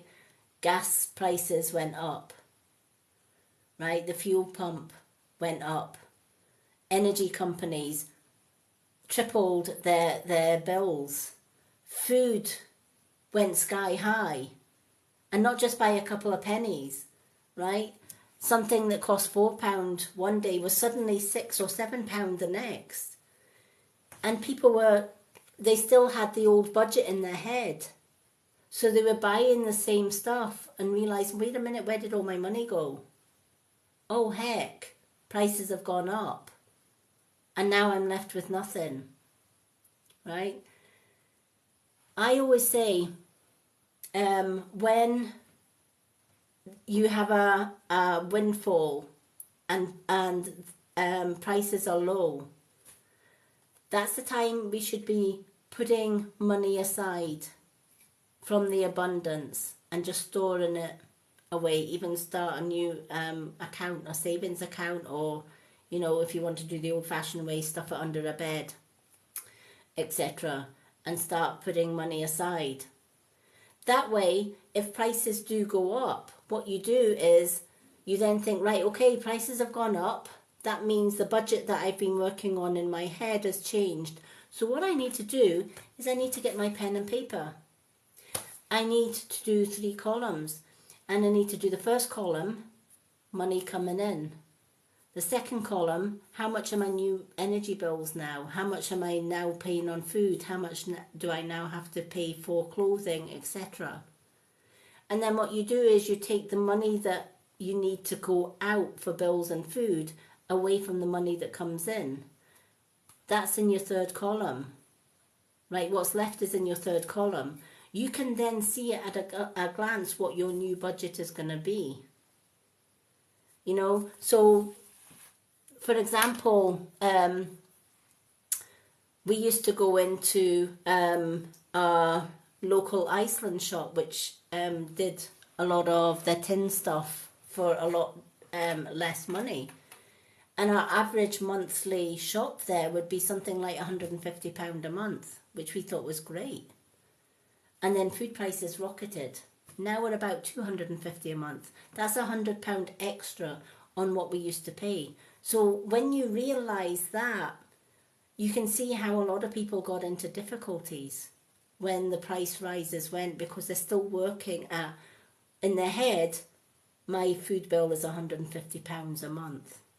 You don't think about the increase in prices. And if you're used to buying certain foods, you know, X amount of packets of veg or X amounts of fruit or X amounts or whatever, and you would still get that X amounts, and then you would wonder why you had little change, or if any, no change left over. It's because our human brain has not changed over from the new ledger from the old ledger to the new ledger. And it's when prices go up, you write a brand new ledger down so that it's in black and white, everything that's coming in, everything that's going out, and what's left over. And sometime in the future, prices will drop again, right? So food prices will come down, and you're still working at that excessive spends stuff. And you're thinking, wait a minute, I'm reversed now. I've got more money after I've bought my shopping. And again, you write down your new ledger and you retrain the mind. Sometimes keeping the old things in the mind does not help when you're trying to balance and budget your finances. And I think that's what this is what Spirit is trying to say. The reason probably things haven't worked out as far as money goes is because you're still working with an old ledger, right? Or you're still working with an old budget when prices have doubled, sometimes tripled, especially with the fuel bills. But it's when you've got an old head like me and you've been through good times and you've been through bad times, you soon get savvy that, okay, I no longer can trust my human brain up here that's still working on the old ledger. I need to write down a brand new ledger so that I can see it in black and white. I can see what I've got going in, what I've got going out, and what I've got left over to spend. So I hope those little hints and tips will help you with your finances. Yay, we have got Kelly.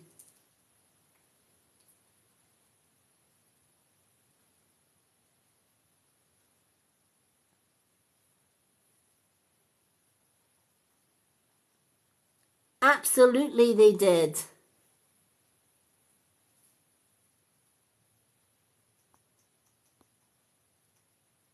Hello, Kelly.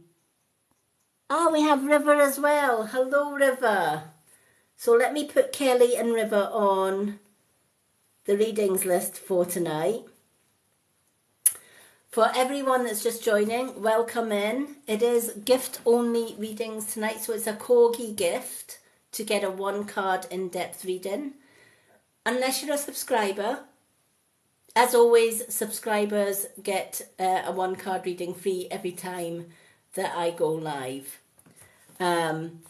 But even if you don't want to gift and you don't want to subscribe, please feel free to stay and listen to the cards, because it's not the first time somebody has just thought, you know what, I like this reading, I like the feeling in Lady Moonlight's room because we're all positive, love and light here.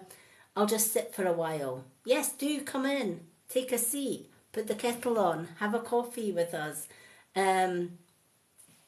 Or in my case, I've got my good old faithful TikTok Miyoki cup, which I absolutely love.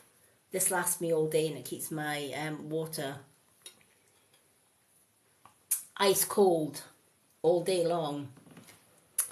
But yeah, do feel free to stay for a while, because if I'm reading a card for Rachel, which I've just done, or I'm reading for Joe Boxer, or I'm reading for River, or I'm reading for Bluebell, or whatever, that card could mean something for somebody else in the room as well. So we always welcome everyone to come in and sit and listen to the readings if they so choose. Everyone is welcome.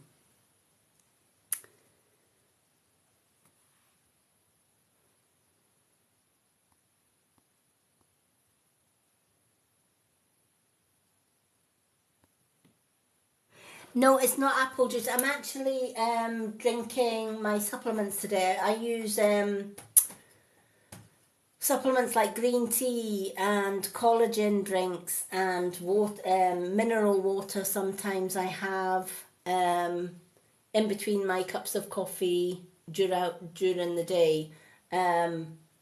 Sometimes I have an apple juice in the morning, but or last thing at night. But I decided I got some dug out some of my old supplements because I'm on a healthy eating. This girl's on a mission to lose weight for her wedding next year, so Monday was the start of me getting back on track with my herbal teas, my herbal drinks, staying away from the iced buns and cakes and biscuits that I sometimes eat for energy. Whereas you keep forgetting sometimes that you get just as much energy from fruit and veg than you do from a chocolate bar. And I thought I would really miss my sweet things because I've got a little bit of a sweet tooth sometimes. And I thought, oh, this is going to be really hard because I'm going to miss my chocolate, right? As ladies, we get to a time of that month, don't we? And we crave chocolate. And if you're anything like me, you know what I'm talking about, right? If you don't have chocolate, we're like the big bear comes out. It's like, don't speak to me until I've had my coffee. Don't speak to me till I've had my bar of chocolate, etc. Right? It's no fun sometimes being a lady when there's hormones get in the way and you crave that something sweet or that bar of chocolate, etc. But to be fair, because I've been eating a lot more fruit and I've been on my supplements and stuff, I don't really crave the chocolate. In fact, my fiance had a large bar of dairy fruit and nut yesterday. And he had some and he said, I can't eat all of that. Here, do you want to have a bar of chocolate now? I would have snatched his hand off for that at one time. And I says, no, it's all right. I says, no. He says, here, have that chocolate. It's still sitting on my desk in the living room. I haven't even touched it. I'm just thinking, well, I'll keep it there, but I don't really want it. That was never me. Somebody gave me chocolate, I would be more than happy to munch on a bar of fruit and nut. Because back then I used to think, well, it's got fruits and nuts in it, right? So it's got to be healthy, right? Fruit's good for you. Nuts is good for you. We'll just forget it's got chocolate in it as well.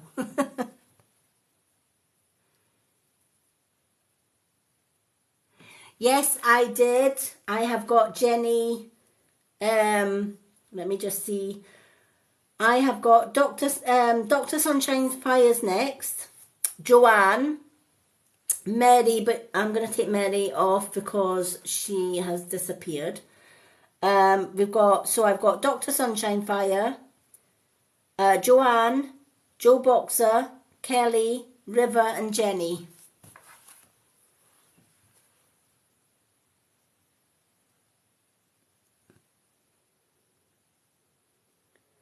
Hello Lisa Ferry, thank you. This is not my natural colour. I've just added a pink filter. My hair is purple, but it's not quite light. I just wanted a little bit of sparkle tonight. So I thought, you know what? Let's play about with the TikTok filters just to have a little bit of fun. And then I saw this lilac hair with the sparkles in it. I thought, that's me. If it's got sparkles in it and it's got light or dark purple in it, yeah, let's go with it. So as you can see, my hair is sparkly all the way through, but take away this filter, I've got my purple hair. I just decided I was going to have a sparkly night, and if I'm sparkly, it means Rio's sparkly as well. So Rio's got a little bit of sparkle as well.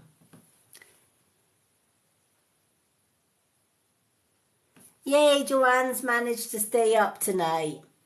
Well, we've got Dr. Sunshine Fire, and then Joanne, you're next after Dr. Sunshine Fire. So, Dr. Sunshine Fire, what card would you like? Moon, Soul Truth, or we have got the Old Faithful?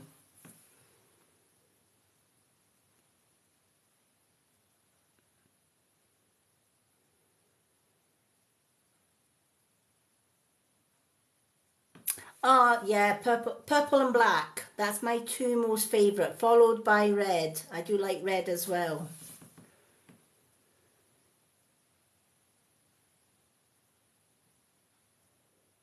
Yep, when I did a group on Facebook a while back, it was the Purple Hearts Unites, and it was for abused women and children, and we had, we were going to introduce abused men as well, but some of these women had a horrific time with male abusers, so we decided to keep the group primarily women only, just to protect the women in that group.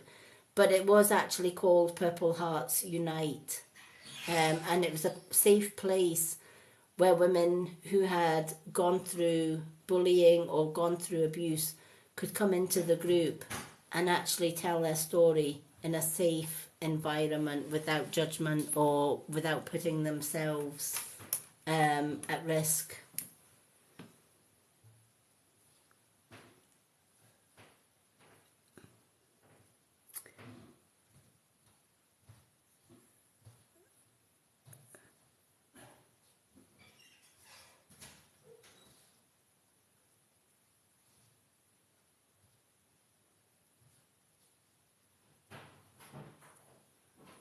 Oh, some of the Sheen videos. Rio, stop setting Willow off. Honestly. Yeah, it's all coming out about Sheen and Timo. Excuse, Willie. Maya, no need to apologise. I don't know why you want to apologise. You've nothing to apologise for.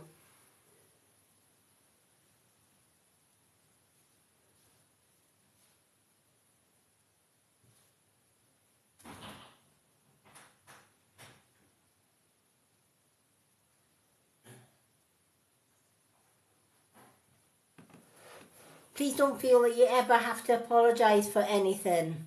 You've done absolutely nothing wrong, Maya. So don't feel that you have to apologise in any way, shape or form. Alright, so Dr. Sunshine Fire, Moon card, Soul Truth or Old Faithful.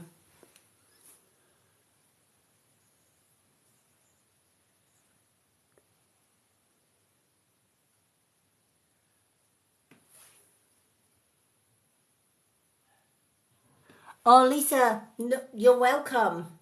There's a lot of things out there that a lot of people don't know, right? So, if I ever find out something or, I usually trust my guides, I usually trust my instincts, etc. And if something doesn't feel right, whether it's Shein, whether it's Temu, whether it's COVID, whether it's whatever, I always go with my gut feelings. I always go with my intuition.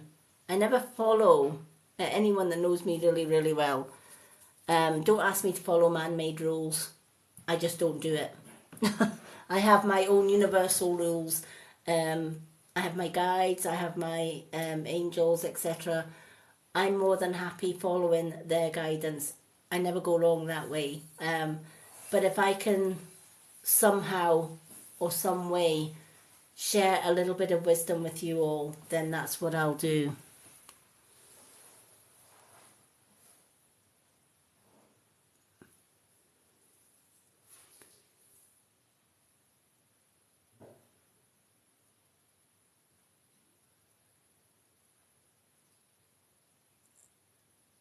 Yep, definitely.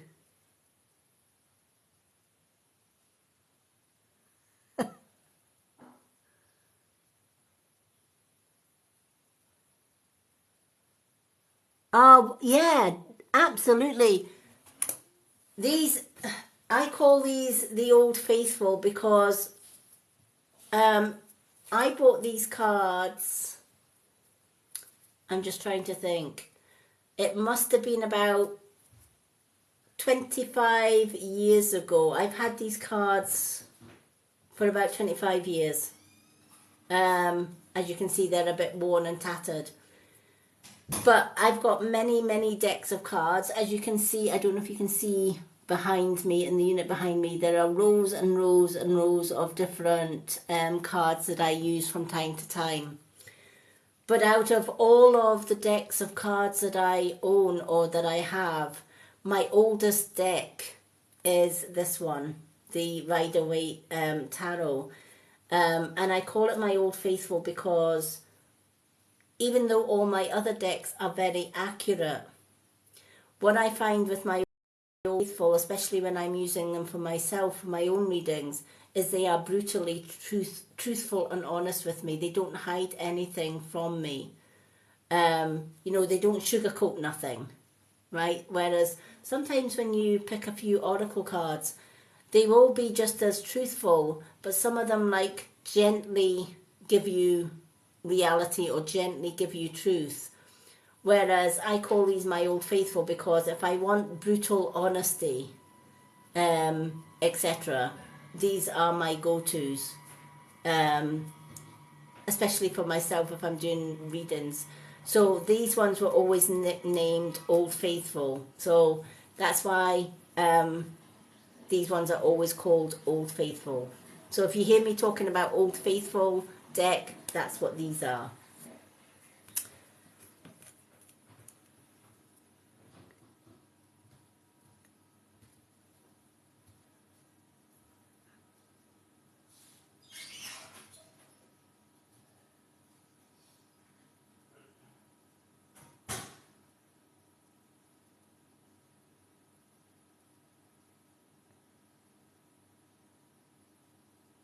All right. Oh, you've made your choice already. Joe, we've got Dr. Sunshine Fires just now. Then it's Joanne, and then it's yourself, Joe. So you're only 3 down on the list. So did we get a card from Dr. Sunshine Fire?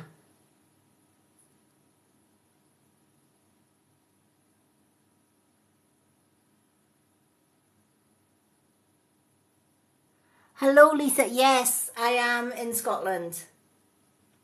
I'm in the county of Fife. So yes, I am in Scotland.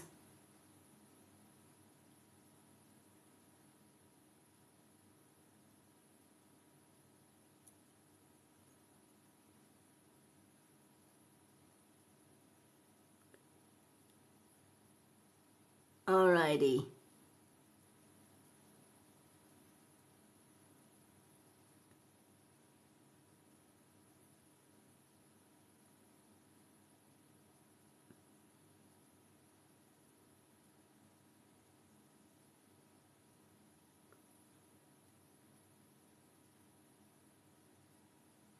Oh, is that Kinross, as in Kinross?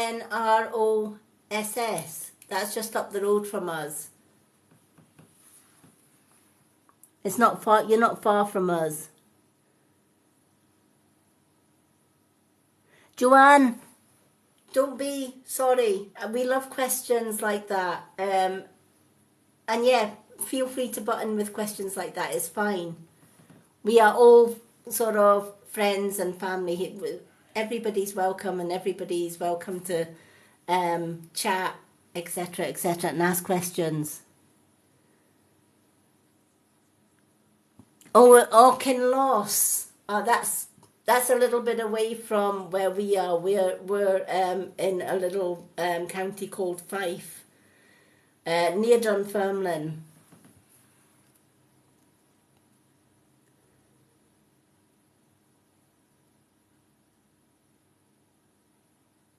Oh, Joanne's in Scotland as well.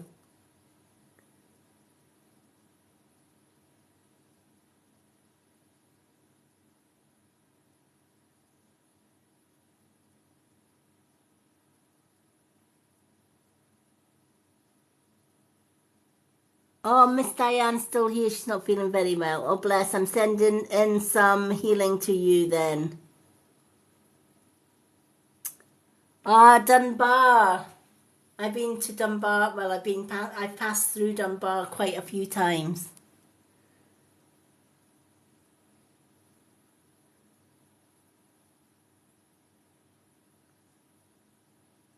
Okay, did Dr. Sunshine Fire pick a card? Did I miss it somewhere? Moon, Old Faithful, or Soul Truth?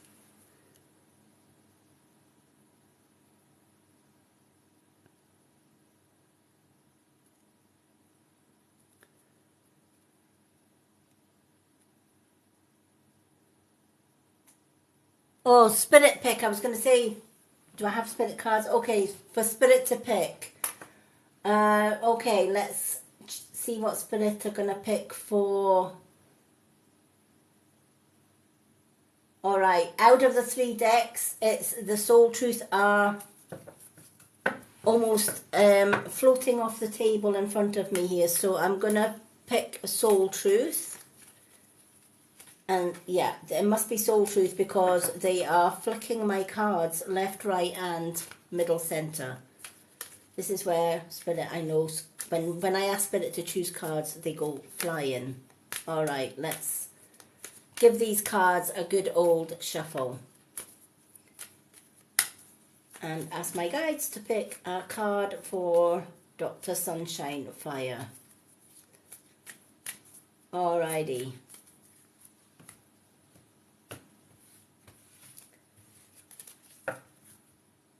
But yeah, we've got Dr. Sunshine Fire, then we've got Joanne, and then you've got yourself, Joe. So you are number 3 down the list. So there's Dr. Sunshine Fire and Joanne, and then it's you. We won't forget about our Joe. Alrighty.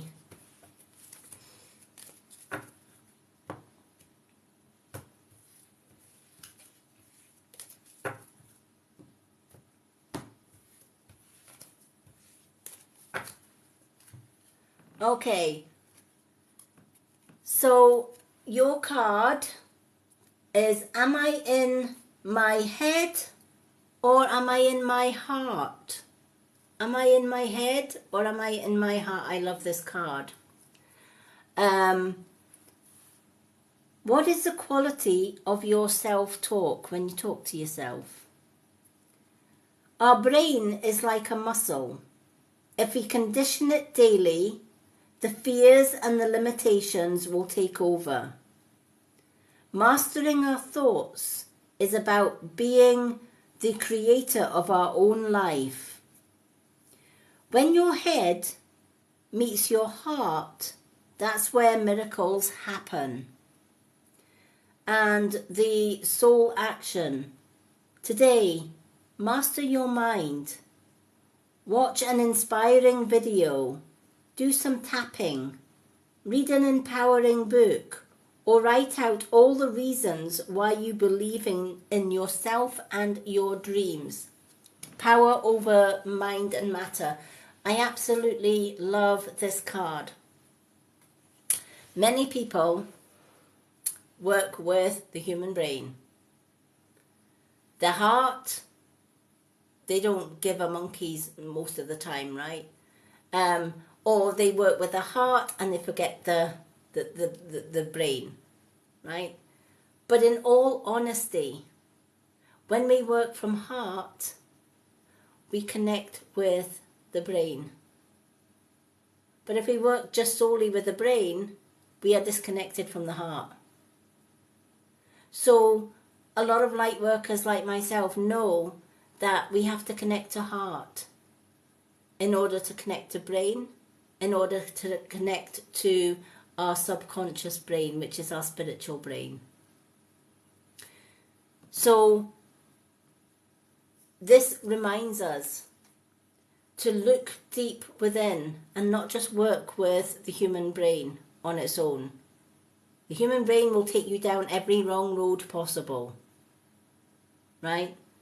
The heart is connected to our inner voice, our soul. That little irky intuition that tells you if something is right or wrong. How many times have somebody said to you, come on, let's go and climb that tree. It's not really high and we can collect that apple that's right on that top branch. And you're like, no, I don't want to climb a tree, I might fall off. Oh, what are you, a man or a mouse? Or a woman or a mouse, right? Let's climb that tree. Now your intuition is screaming, please don't. Please do not climb that tree. One, you've got the wrong shoes on. 14-inch heels is not good for climbing trees. Please do not go there. Right? But as women, do we listen? No. It's like, you know what? It could be actually fun climbing a tree with 9-inch heels or 14-inch heels. Yeah, let's give it a go. And as we're walking up to the tree, our guts are churning away. Right? And and then we're kind of thinking, maybe I shouldn't. But then a friend or somebody else is saying, oh, come on, what are you scared of? Let's climb this tree. What happens? You climb the tree, you fall off, you break a limb or you break an arm or something worse. What's the first thing you tell yourself? I knew I shouldn't have climbed that tree. I knew my instincts were telling me not to do that. And yet I went and did it anyway. Right? I followed my head. I didn't follow my heart. My head came first. The excitement came first. Right? It's the same when we go into bad relationships. 9 out of 10 times when you fall or find yourself going into a bad relationship, it's because we listen here. We're listening to all the things that we're being told. Oh, I think you're beautiful. You're the best woman in my life. You know, we can be happy together for the rest of them. You're my one and only. You're this and you're that. And they're telling you all the things that you want to hear, right? So they're spreading it on like cow manure, right? They are spreading the dung thick, so thick that the pong overpowers your gut, right?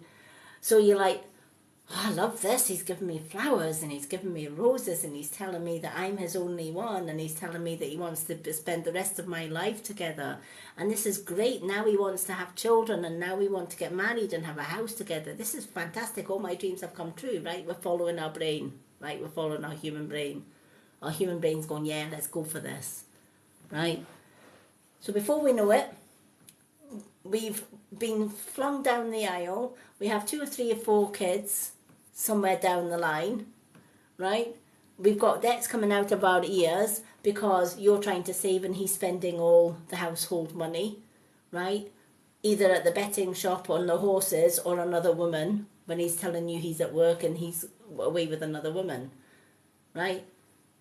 20 years down the line, you realise that this man who promised everything to you, that, you know, you were his number one. No, you were his number 5, 6, 7 or 8 over those 20 years.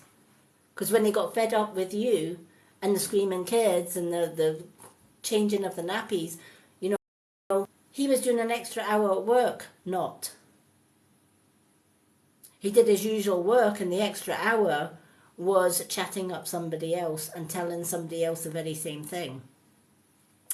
And then we kind of then think, how did I not see that? Why did I not see the signs? Why did I not know that this was happening? Why was I the last one to know that he was having an affair or he was doing this? Or, you know, worse still, if you married a narcissist, oh my God, that's like a nosedive, right? You're on cloud 9 and suddenly somebody takes your parachute away from you and you're like, whew. And boy, when you hit the bottom hard, right? Why is that? Because we listen to our head. We listen to all those fancy words, all those little dangle the carrot. If we dangle the carrot, the rabbit will take the, you know, we can walk a million miles with this carrot and that rabbit's going to follow. The minute we take the carrot away, the rabbit's lost interest. So this card is saying, how do we know what's right or wrong? How do we stop ourselves from going down that wrong road? We forget about this for a little while and we connect to heart. We connect to source. Because when we connect to our heart, self-love comes first and foremost. It connects us with our intuition. We are more likely to listen to our intuition. And when we listen to our intuition and we're listening to our soul, we connect automatically to the brain, which then automatically connects to our subconscious brain, which is our spiritual brain. And we raise our vibration and we can see truth from lies and we can read people a lot better and we can see situations that other people that are just following their head cannot see. So witches, pagans, starseeds have known for many, many centuries, you can't work with just the head, nor can you work with just the heart. You've got to start with the heart, then connect to the head and then connect. And the tapping that this card talks about, many of you that have followed me for a long time will know that if we can't sleep, or we want to remember our dreams, or we want to quickly clear our crown and our third eye chakra, we use our power fingers. Everyone has 2 of them. They're the middle finger on each hand. So you take your left middle finger and place it on your third eye. Your right, you place on your crown. You close your eyes just 5 minutes before you're going to sleep in bed, and you gently butterfly taps. This is where the tapping comes in. And as you're tapping, you're asking your guides to clear away any blockages from your crown and your third eye, to allow any dreams, any visions, any messages from spirit to enter your subconscious while you are dreaming. And while you are tapping, you're also going to ask, can you please help me to remember my dreams and my visions when I wake? Some people get so relaxed doing this, they actually fall asleep like this, right? Because it absolutely knocks you out. Because it clears your third eye and your crown chakra so well, the body instantly relaxes, it goes into part meditation mode. Then that's when the human brain meets the subconscious brain, and you're able to connect to your dreams, your visions. You get more clarity with your dreams and your visions at night. Then when you wake up in the morning, before you even get out of bed, take a paper and pen, write down whatever dreams you remember, and read your dreams back at least once a week. And you'll be surprised at the messages that you will find in your dream journal.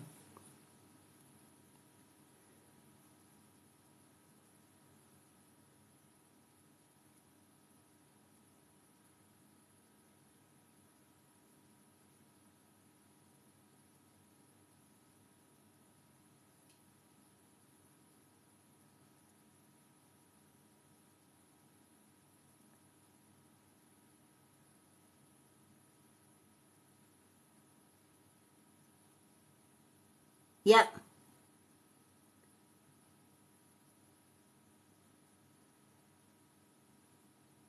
Oh, bless.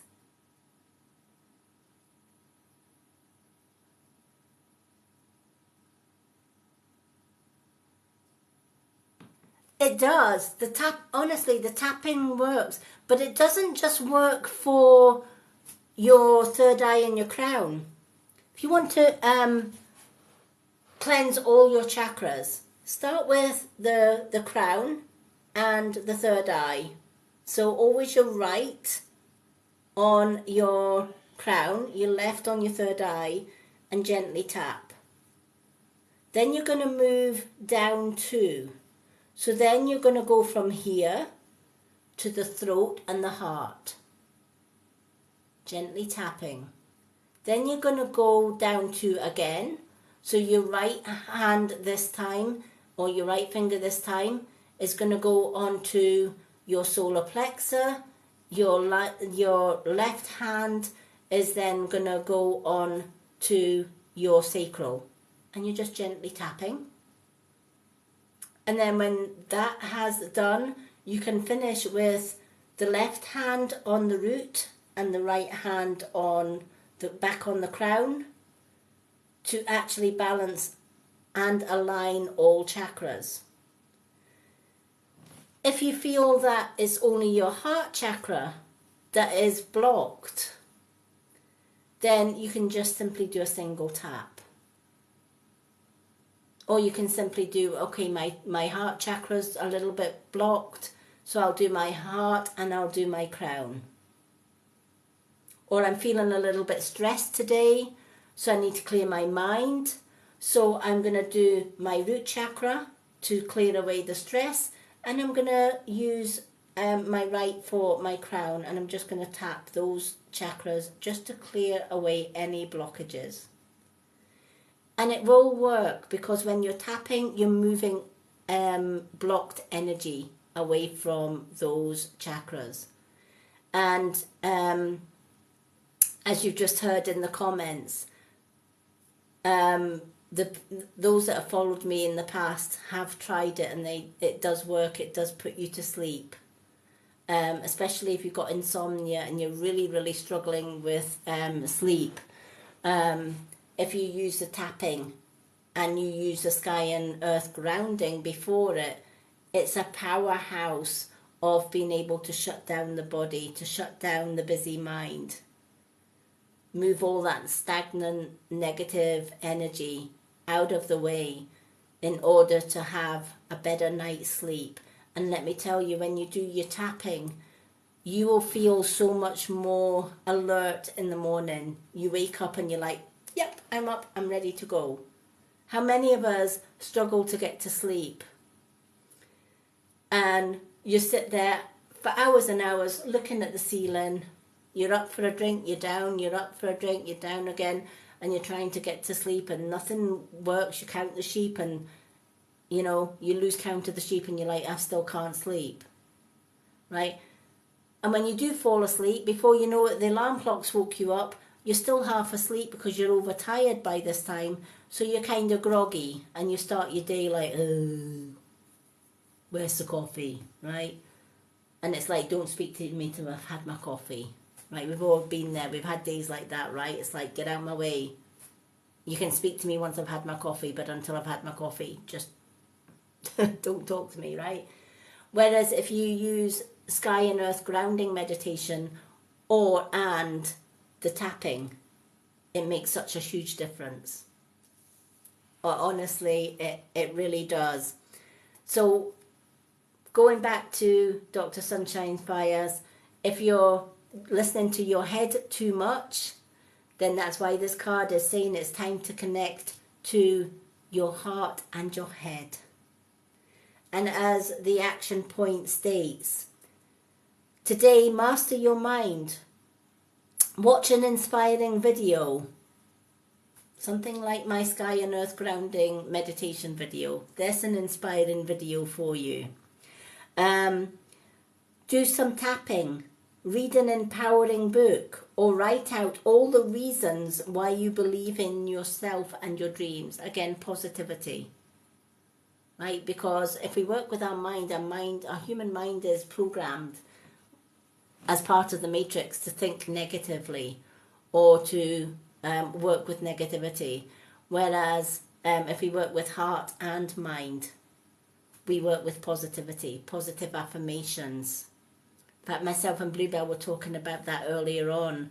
She was asking, what do you write down in your journals? Well, every day I write down my gratitude, positive affirmations. So each day I share my positive affirmations and my gratitude on TikTok and on my Facebook groups, because then I invite everybody else to do the same. So if somebody's reading my gratitude and my affirmations, they're like, I quite like that. Do you know what? I'm going to share mine as well. So they usually write in their comments, well, my affirmation today is this. So I might say something like, my affirmation today is, I am powerful just the way that I am. I'm a powerful light worker that is bringing love and light to everyone that I meet.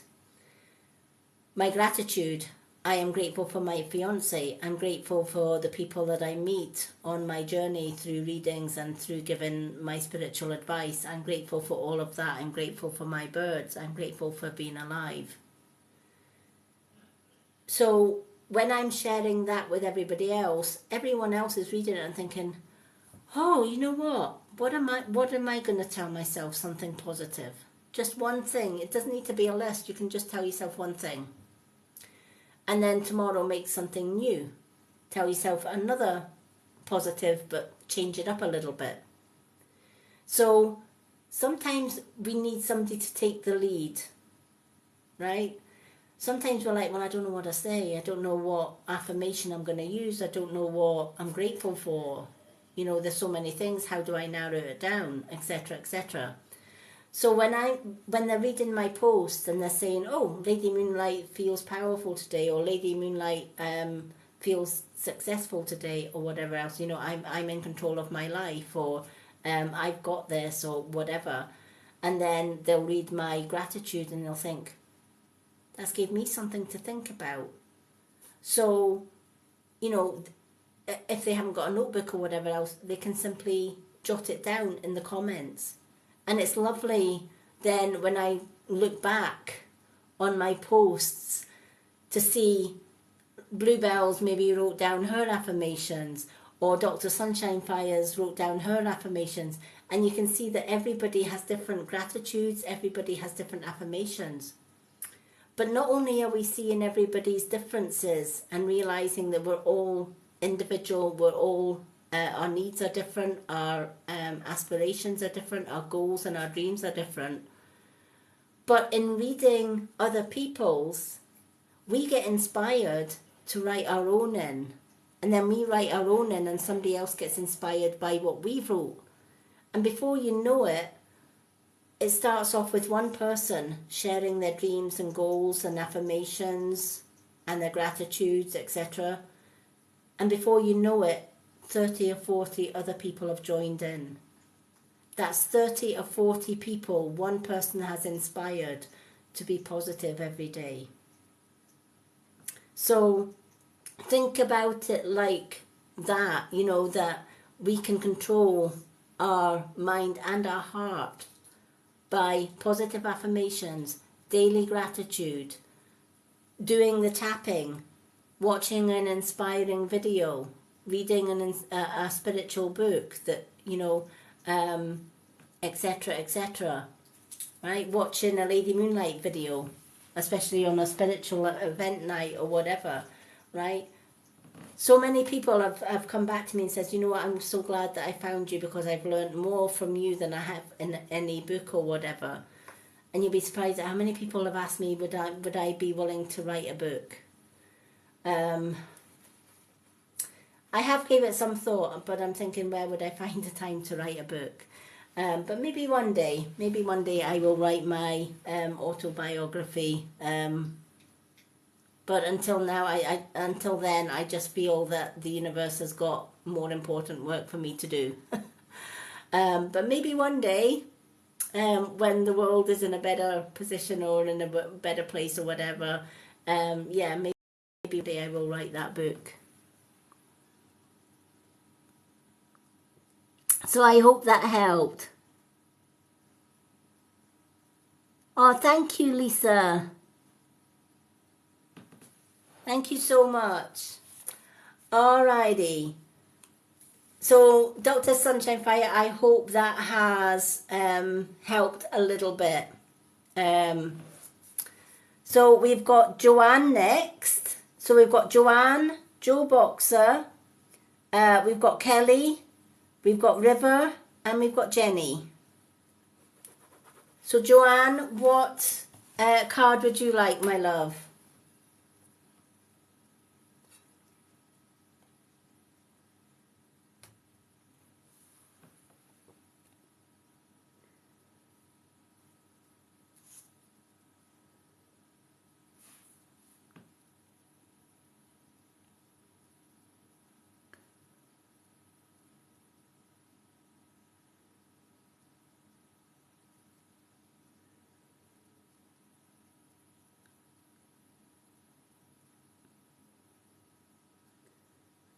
Oh, I'm grateful to have everyone in my life as well. Old Faithful for Joanne. Yeah, write my memoirs. Do you know what? I do write day-to-day affirmations. I do write my thoughts. I've got thoughts. I was just, funny enough, I was talking to Bluebell about that as well, and a few other people that were asking me about books and stuff. And I said, you know what? I used to have lots of journals. I had my grimoire for my witches stuff. I had my thoughts journal, my dreams journal, my affirmation journal, my gratitude journals, etc. And I used to go from one journal to another journal to another journal, and it would honestly take me 2 to 3 hours just to go through my journals.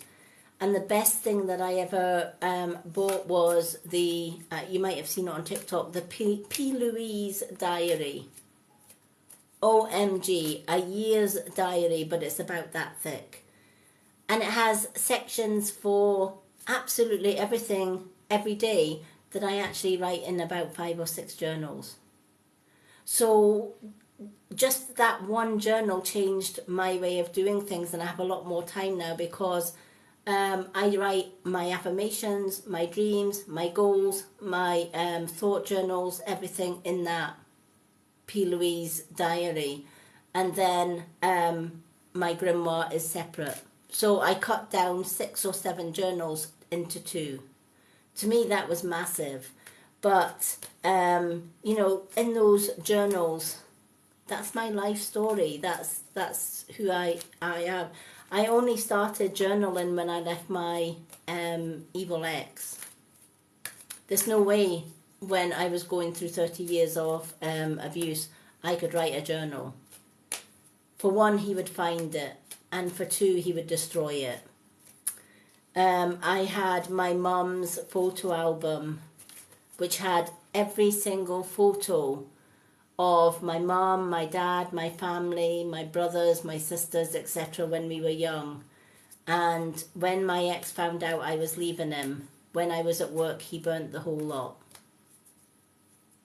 He destroyed my family album. I have no photos at all of when I was young, or when my parents were younger, etc., etc.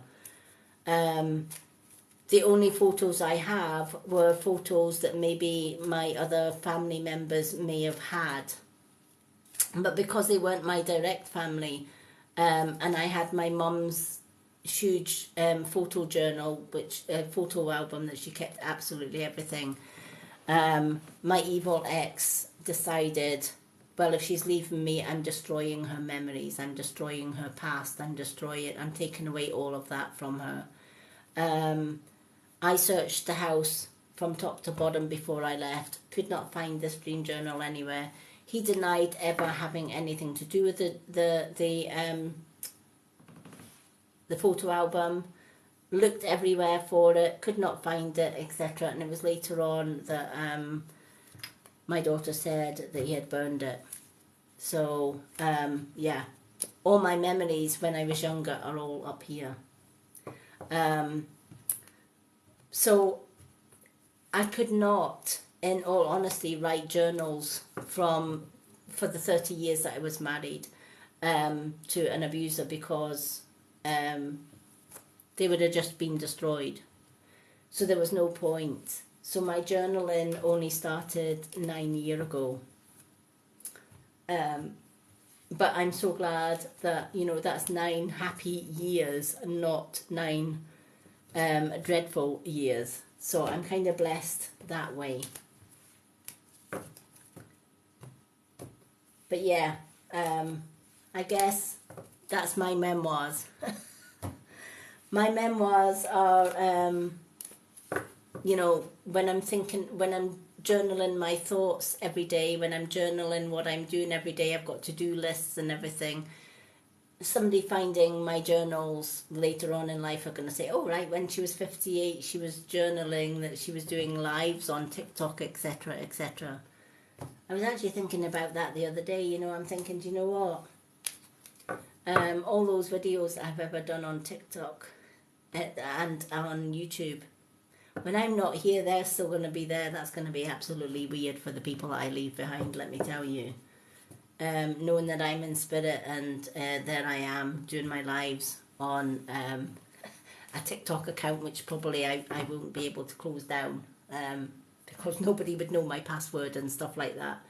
I think crazy things like these, like when I'm not here, what am I leaving behind? Oh, wait a minute, I'm leaving my YouTube behind, I'm leaving my Instagram, my Facebook books and everything like that. It's weird, the things that you think.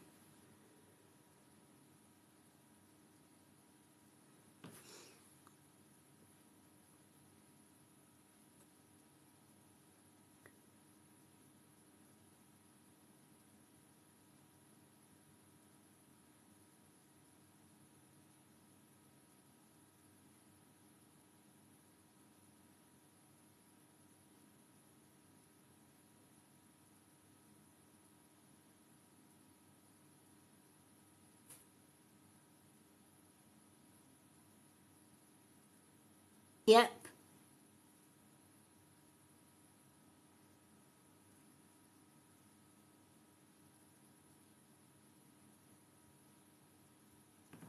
Is Emma in? I can give Emma, who have we got? I've got, I'm doing Joanne just now. Then we've got Joe, Kelly, River and Jenny. I can, if any of those are willing to just swap a wee place so that Emma can get her reading, that would be amazing.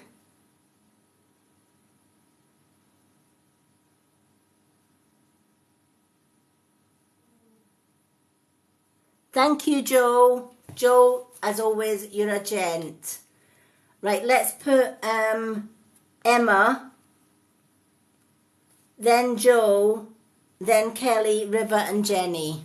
All sorted. I absolutely love you folks, let me tell you. You are all amazing. Joe is such a gentleman, honestly. Where would we be without Joe? Alrighty. Let's shuffle these cards. Everyone loves Joe. All right, so Joanne. Oh my goodness. I haven't had this one for a while, and it looks terrifying, but honestly, it's not as scary as it may look. All right, you're not going to get murdered in your sleep or anything like that. The 9 of Swords. I always say the 9 can be a wish card, but it can also be kind of like an early warning card. All right. And in this case, you work from the heart. You like to see the good in everyone. You will help everyone whenever you can. You're always giving. And you give more to others than you give yourself. But this card comes with a little warning as well. Not everybody that comes into our lives and smiles and comes as a friend is a friend. Right? Not every sheep in a field can be a sheep. There may be one sheep that's actually dressed as a sheep but is actually a wolf. Right? Just waiting to gobble up the rest of the sheep in the field. That's where the term a wolf in sheep's clothing comes into the reality. And you know what? In life, we do meet such people. Friends in wolf's clothing. Right? Friends that come and they'll say all the right things. Indeed, I was talking about that earlier on. When we listen to our head, we don't see the real person.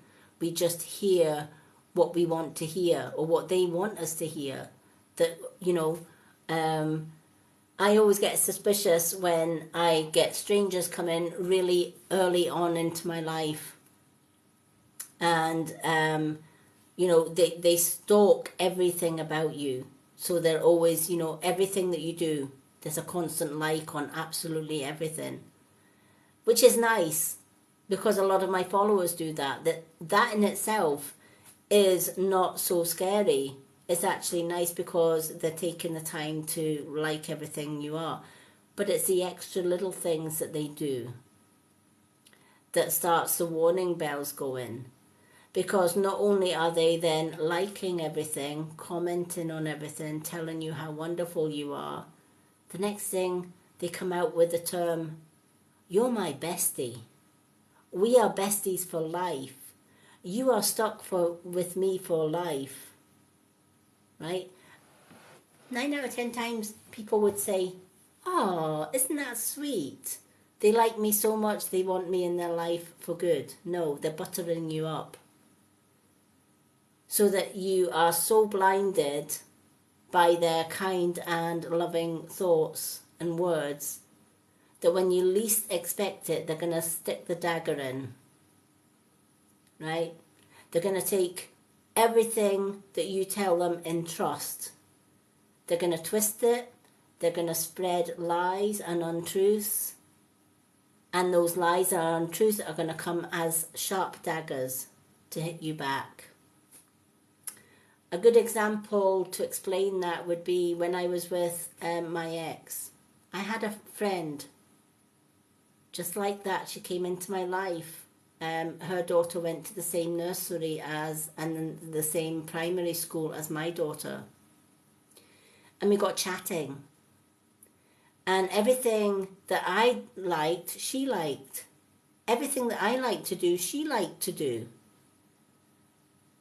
So again, then came, oh, we can be besties. We've got children in the same school, in the same class, etc., etc. Let's be besties, right? So when you're young and you're vulnerable, you fall into that kind of trap. It was only 27 years later when I left my ex. And I happened to be going, and, you know, I would tell her everything about my ex. And then I would wonder why my ex knew my every move. You know, she would say, let's go out for the night, and then you're away from your ex. And we would go out on a girls' night out, etc., etc. And I would just tell her all my secrets, all my heartache and stuff. And then when I met my fiance and I moved out, she would then, oh, you've met a wonderful man. Hi, my name's Mary. Nice to meet you. I'm Kath's best friend, and we've been together for, we've been friends for X, Y, and number of years. Then I got banned from seeing my grandkids because I was protecting them from abuse. And the first thing she did was bring her own grandchildren. I thought, because you've lost your grandchildren, I'll bring my grandchildren and you can sort of have a little shot of them, etc., etc. And I thought it would cheer you up. No, why would that cheer me up? Because it's not my grandchildren, it's yours. But again, you don't think about that. You just think, oh, she's thinking about you, right? And I was 49 and a half when I left my ex. So my next birthday was the big 50. And my fiance decided to take me on holiday for my 50th. And he invited my best friend Mary to go down with us. We had arrived at the hotel. And straight away, it's like, what are we going to do tonight? And I says, well, me and my boyfriend at the time, he wasn't my fiance then, well, we're just going to unpack, have our dinner, and then we'll have a few drinks in the bar. Oh, you know what? Can you just leave him in the bar by himself, and why don't we go to the gym? Or they've got a swimming pool, they've got a spa, let's just go to the spa and leave him behind. And I'm like, no. I came with my partner on holiday. We came as a group. If you want to go to the gym and then meet up with us later on. And then the next day, it was kind of like, what are you doing today? Well, me and my partner decided we're going to go and see the Beatles place, because we were in Liverpool at the time. Well, could Mouse not just go to see them, and me and you can do this? And I went, no. You can come with us, but Mouse, he's going to be part of this as well. And it suddenly, and still the penny did not click. Why is she suddenly wanting to just have me to herself and leave Feast Spirit Moon out of the holiday? It was our holiday. It was his gift to me to celebrate my 50th. And we were doing it was a coach holiday, so we were doing a coach excursion one day to Chester. So we were in the bus to Chester, and there was me and Free Spirit Moon sitting on the two seats in front of my friend Mary. And you know how you get your phone out and you're sitting tapping away, texting away on your phone, and you don't realise you're actually talking out loud? Well, this is exactly what Mary was doing. She was on the phone to my ex. Just to let you know that Free Spirit Moon and Lady Moonlight are on the coach to Chester with me. This is what they're doing. This is what we did last night. This is what... And I couldn't believe what I was hearing. And then what I realised was, for 27 years, everything that I told my so-called best friend was going straight back to my ex. The penny dropped. That's why my ex knew my every move. Right? And when he was at work, or when I thought he was at work, he was actually going to football or having drinks with my friend in a bar, etc., exchanging stories. So there is nothing worse than realising that the so-called friend that you had and trusted for 27 years suddenly was that wolf in sheep's clothing, that when you least expected, out came the knife and the dagger. And then, of course, when she was found out, then came the tears. Oh, I can't believe you don't trust me anymore. Oh, I can't believe... Save the tears. Right? It's done. What's done is done. She was even trying to put me off getting divorced. It's kind of like, well, can you not stay married and still be in a happy relationship? No. Absolutely not. So that's just one example that how we can be easily fooled by the people around us. And you've maybe already experienced people turning against you for no reason whatsoever. And maybe you've put your trust in somebody in the past and only for that trust to be broken.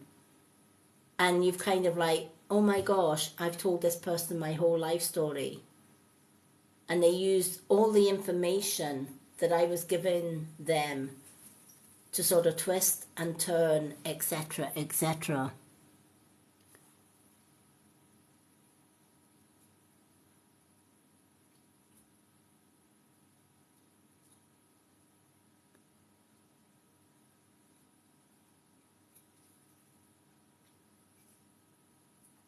Yeah, exactly, right? So, as you said, that there right now, right there resonates, right? So, chances are, in the past, you have been stung maybe more than one or two times. But this card is saying it's time to look around with the people that are in your life right now and really don't pay attention to the words that they're saying, right? Remember when we were talking about the head and the heart, right? The head likes to listen to the words, right? But the intuition knows better. How many times have we heard people say, if it sounds too good to be true, it probably is, right? So if somebody's telling you you're the best thing since sliced bread, you're my bestie, we're going to be besties for life, etc., etc., that sounds way too good to be true, especially for somebody that you've just met like 5 minutes ago, right? In reality, it can take a month or more to actually start to get to know somebody really well and to trust them, right? In my case, 27 years putting a trust into somebody that you thought. And I only found out well after that actually she went to school with my ex. They were already best friends, right? She was married on the same year as I was married. She got married one Saturday and I got married the next Saturday. It was all planned. It was all in sync with everything. So when we had our anniversaries, her anniversary was the Saturday before or the week before our anniversary. So she even kind of had all of that. So there was a lot of signs that I just totally ignored because you think you've got your best friend. And when you're living with negative people, especially narcissists and control freaks, etc., etc., we do think with our head and not our heart because we're so brainwashed by them. They do a darn good job because they brainwash you so much you don't even think about. You've disconnected from your heart, absolutely, totally. So you can't see the wood from the trees. And it's only when you get out of that negative situation, it's only when you actually say, do you know what? I'm not going to listen to the words of the friends around me. What I'm going to do is sit in silence. I'm going to watch. And I'm going to listen to my heart. And if my heart or my intuition is telling me something doesn't sound right, I'm going to listen. I'm going to follow it. Many times, Bluebell will say to me, how did you work that person out, Lady Moonlight? Or how did you work that person out? Because I thought that person was really, really good. What you'll find is, when I'm going into other people's lives or I'm looking through other people's TikToks, it's not the things that they say that I'm watching. It's the things that they don't say. Right? It's their actions, not their words, but their actions. It's reading their if you're a people reader, you can look at somebody's photo and read that person. And if what you read is different from what they are saying or portraying outwards, then your heart will tell you that does not add up. And that's where, as a people reader, when you are in that space where you can just take a seat back, let them do all the talking, let them do all of the actions that they need to act, and you say nothing, right? It's not somebody that is yip back at you that you have to watch out for. Sometimes the people that sit silent are the ones that will already know what your next move is before you even know what your next move is. Because they're not adding to the noise, they're allowing you to unravel your untruths and to reveal the truth. But sometimes it takes years before we realize that. And in those years, you may have more than one dagger being pointed at your back. And I'm so glad in some ways that has resonated with you, because it's maybe, when you share stories like that, and they're true stories, it makes you realize, yes, we're all spiritual beings, but first and foremost on this earth planet, we are human. We are spiritual beings living a human existence. That means we can easily be trapped by the human mind. We can be betrayed by our own mind. We can be, our minds can be manipulated by the negative forces, or as I call them, the dark forces, without us even realizing it. Because we're getting drawn in to what they're saying. They're dangling the carrot. They're telling you everything that you need to hear. And you follow that carrot, and you slowly, they are reeling you in and reeling you in. Bit like reeling a fish in, right? While the fish is out in the middle of the lake, it's got a chance to escape. So it'll wriggle and wriggle and wriggle and try and escape in the deep water. If it's lucky, it will escape while it's in that deep water. But if it's not so lucky, it tires itself out. Meantime, the fisherman is reeling that little fish into the shallow waters. In the shallow waters, it can't escape so easy. It gets caught in the reeds, etc., etc. By the time it's got there, it's absolutely exhausted and it stops flapping. The fish is caught in the net. It's too late. As human beings, we can be a bit like that. We can be reeled in and reeled in. And if we allow ourselves to be continually reeled in too long, then we're caught in that trap. And we can't see the wood from the trees. So I hope this card has a little bit of advice for you for moving on from a negative past into a more positive frame of mind.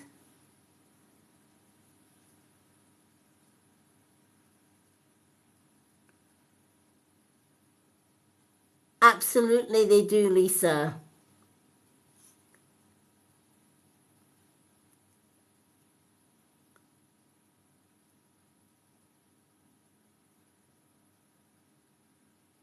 Exactly, Kelly.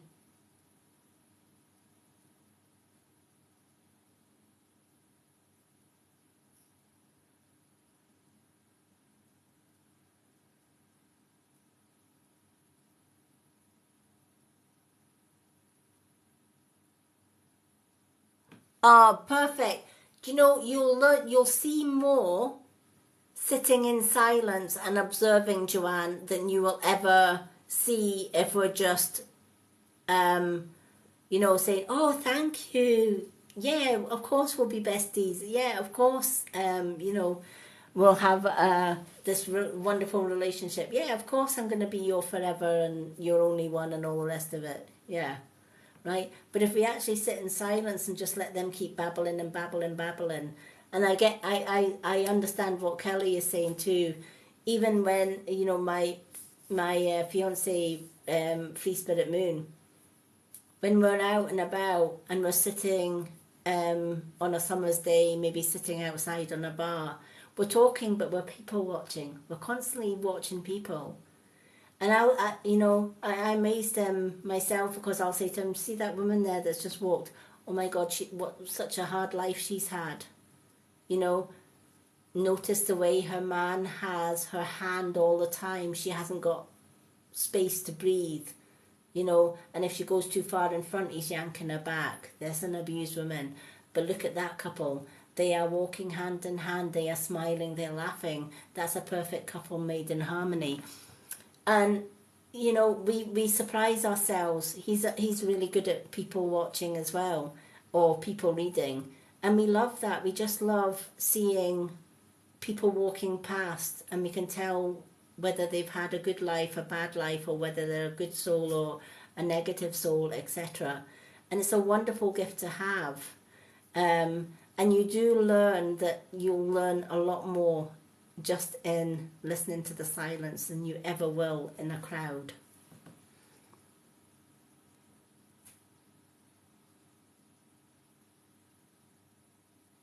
Yeah, absolutely. Yeah, especially in the military, right? Um, you know, different for married couples in the military. My mum and dad were both in the RAF, so I was an RAF child for many, many years before they left the RAF. Um, and the couples were fine. It was the single soldiers, or it was the single guys and whatever, that would leave the girlfriend on the port, especially if they were sailors, right? Girl in every port. Absolutely, right? Um, but of course, they leave the girlfriend or the fiance or the wife behind and stuff, and you don't see half the things that goes on. Um, but my mum and dad were like soulmates, so I was quite fortunate that I came from, both my parents were very much twin flames or soulmates. Um, so, but my dad was a really good people watcher as well, and I learned a lot from him when I was growing up. But yeah, you're right. When you're in the military, you see a lot. You certainly do. But Joanne, I'm so glad that resonates with you, and I hope that's helped with a little few tips and tricks that's going to help you to have a lot less daggers coming your way and a lot more hearts coming your way. You're more than welcome. Alrighty. So we've got Emma next, then Joe Boxer, Kelly, and then we've got River and Jenny. So do we still have Emma?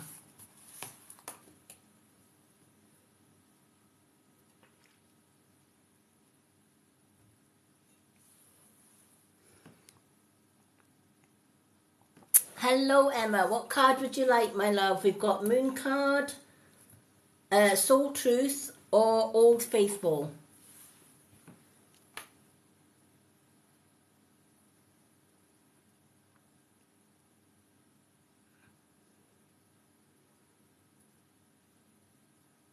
Absolutely, Lisa, they can.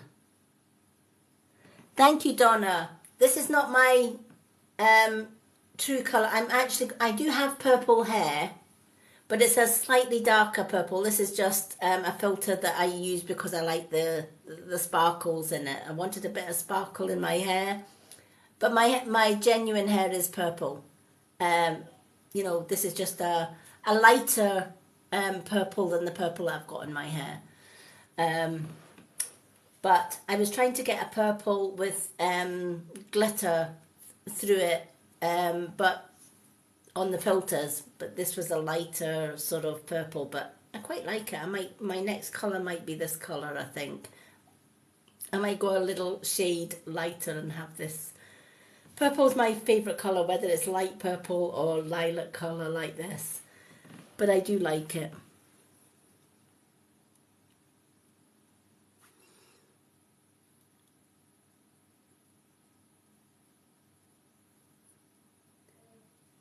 Good night, Lisa.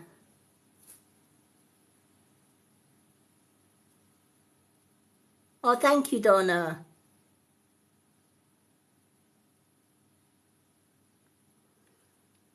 Soul Truth for Emma. Let's go with Soul Truth.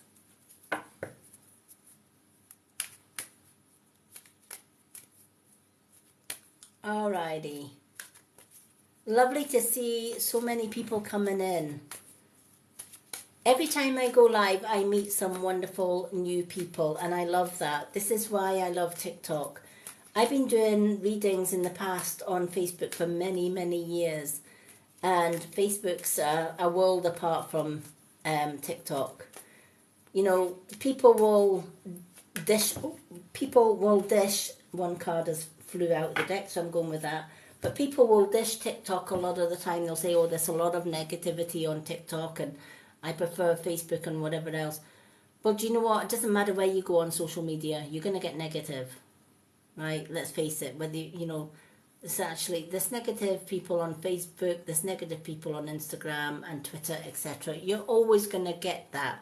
It's how you deal with the negativity and the negative people that counts.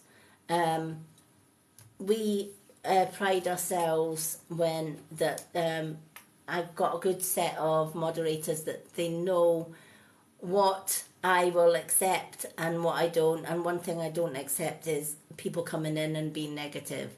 So if people come in and they're being rude or disrespectful to myself or to someone else that's viewing, etc., etc., then my mods will pounce on you from a height and they'll just quietly escort you to the exit. And that's why you'll find that when you come into my lives, it's usually really quite a peaceful place to be. We're all love and light here. And if somebody's coming in with anything less than love and light, my moderators will quietly escort them out of the building. You don't even see them go. Well, I don't even see them go. They're kind of like there 1 minute and then, oh, where did they go? And that's what I love. I don't have to ask my moderators to do anything specific. They know how I work, and I just leave them to do their thing. So I'm blessed to have some amazing. Thank you for the follows. Oh, thank you, Kelly. I don't know. Kelly, did you join my Facebook group 2 days ago? Because we've got two Kellys that sometimes come into my lives, and I just wanted to make sure that the Kelly that joined my Facebook, was it Monday? I think it was Monday night or last night, was the same Kelly as you.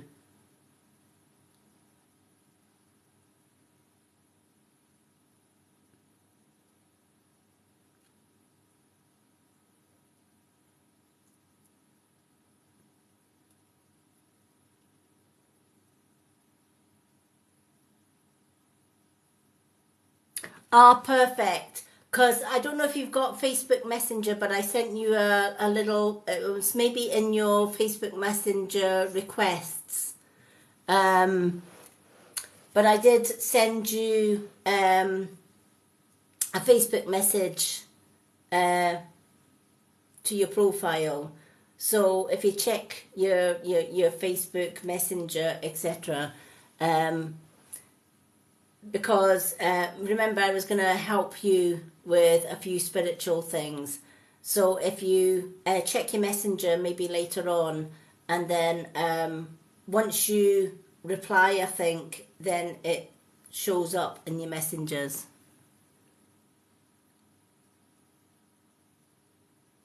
Oh, perfect. Well, it should be in when you go into chats and it's got requests, it should be in the request section.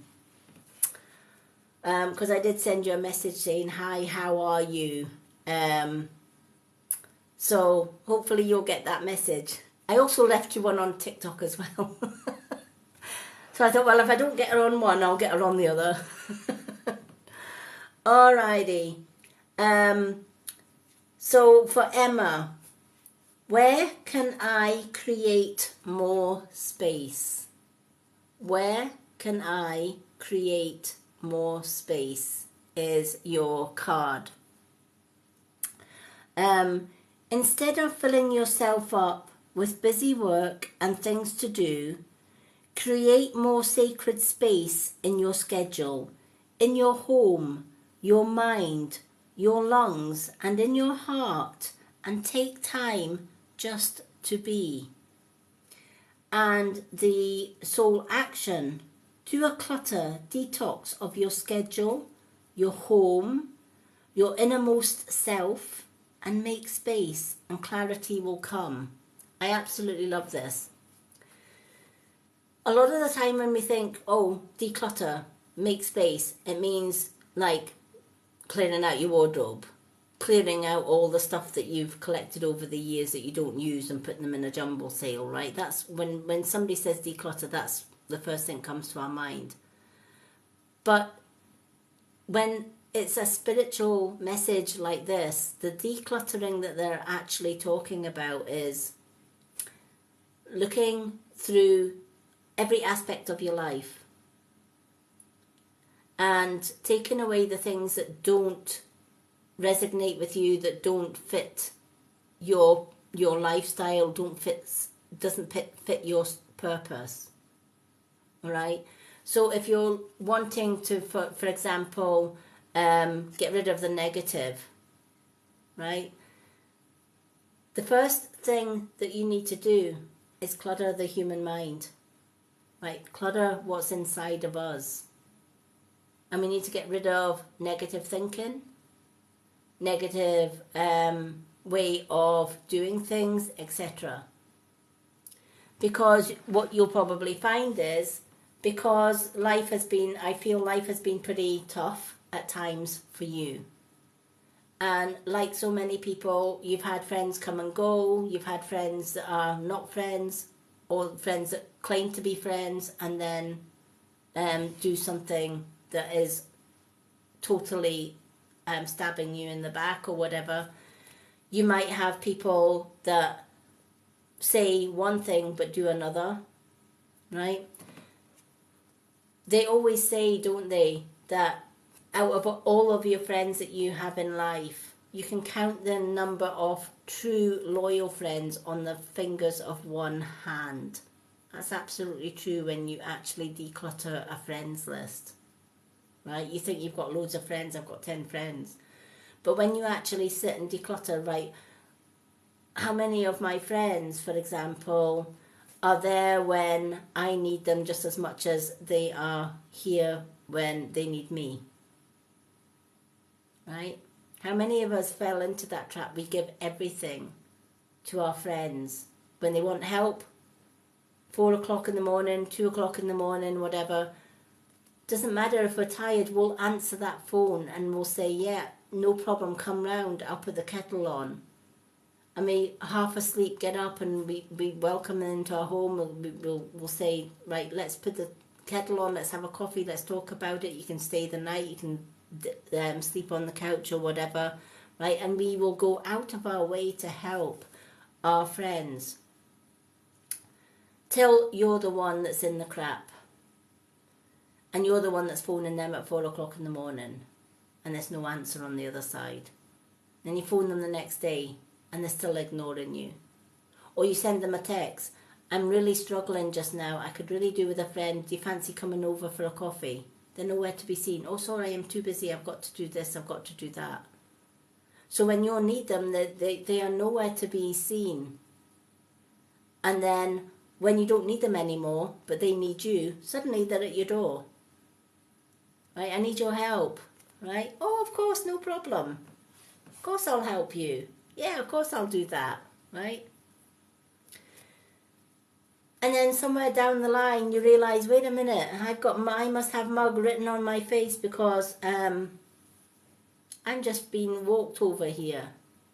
Because I'm doing everything for them and they've done absolutely nothing for me, if that makes sense. That's what this card is about, decluttering the people that are there. You know, you have people come into your life for a reason. Some come in for a season. Some come in for a lesson, to teach a lesson, and some come in for a blessing. And some are just passing through, right? And some are staying there for the whole journey. So it's decluttering all of that and asking yourself, who is here just for a season? Who is the energy drainer that is just there to take until such times that I need to ask them for help and they're nowhere to be seen, right? They're the ones you declutter. And not just in the friends, at work, right? In local communities, right? School, right? If you're in the military, right? Declutter the jealous wives, right? That think they're better than you. You know, my man's a corporal and your man's only a private, etc. So we're better than you, or my man's better than you, or look at her, or, you know. Honestly, military wives, not all of them, but some of them can be right bitchy, right? So it's even things like that, decluttering, keeping your distance from the negative ones and keeping the positive ones. So once you've decluttered your friends list, where else can you create space? Well, have a look at your to-do list. First and foremost, are you at the top of that list? If you're not, you should be. Right? You should be right at the top of the list. Today I'm going to put me first. Today I'm going to have half an hour to myself, or I'm going to have an hour to myself. That's going to be my time. And every day I'm going to give myself an hour to myself. And I can do meditation in that hour. I can go for a coffee with a friend. I can just switch off. I can listen to my music. I can do some meditation. I can go for a walk on the beach. I can go for a walk in the woods. So you're decluttering your to-do list. And you're prioritizing everything. You're putting the important things at the top and the least important things at the bottom. So that by the end of the day, if you haven't done the least important things at the bottom, it doesn't matter. The priority ones are done and dusted. And you can move the less priority ones to the next day if need be. Too many times we try and put all our eggs into the basket and try and fit a 48-hour to-do list into 24 hours. And we try multitasking. Multitasking never works, right? You're doing the same amount of tasks, but you're taking up double the time, right? Because you're spending half the time on one task and half the time on the other task at the same time. But somewhere something's going to have to give. Whereas if you did one task at a time, and you just ticked off each task as you go along, you'll find you'll get a lot more done in a lot less time than you will if you do a task. Sometimes we look too far ahead of ourselves when we're building our dreams and our goals. The best tip I can give there when you're decluttering your life as well is don't look too far ahead. Just look to today. And then if you get the chance tomorrow, just look to tomorrow. So every day, I don't think, I'll do a quick week schedule, whereas like my schedule for the week for my live, that's the only schedules that I will do on like Saturday is usually my days when I do my weekly schedule. So on Saturday, I will sit and I'll say, right, okay, Monday, I'm doing subscriber live. Tuesday, I'm doing gift readings. Wednesday, I'm doing gift. Thursday, I'm doing gift. Friday, I'm doing a spiritual chat. Saturday, I've got my day off. Sunday, I've got my day off. So that's already in my journal for the week. Then what I tend to do is every day, I will start on a Monday. right? So I start on Monday and I just concentrate on Monday. So Monday, I've already got my live worked out, so that's already in my schedule. So when I wake up, it's meditation is always at the top of my grounding meditation is always at the top of my to-do list every day. So wake up, do my dream journal, do my grounding, get up, have my breakfast, sort the birds out. If I need to do shopping, I'll get that done. So everything is done in priority. And anything that is left over, I just move over to the next day and I close the book till the next day. And then the next day I'll open it up at the next day. And then I'll do the same again. I don't look at, if I start on the Monday, I don't look at Tuesday and then Wednesday and then Thursday and then Friday. One day at a time. Why do I do that? Well, think of it this way. If you look too far ahead with your dreams and your goals, what happens if you do a dream or a goal from now till 6 months' time?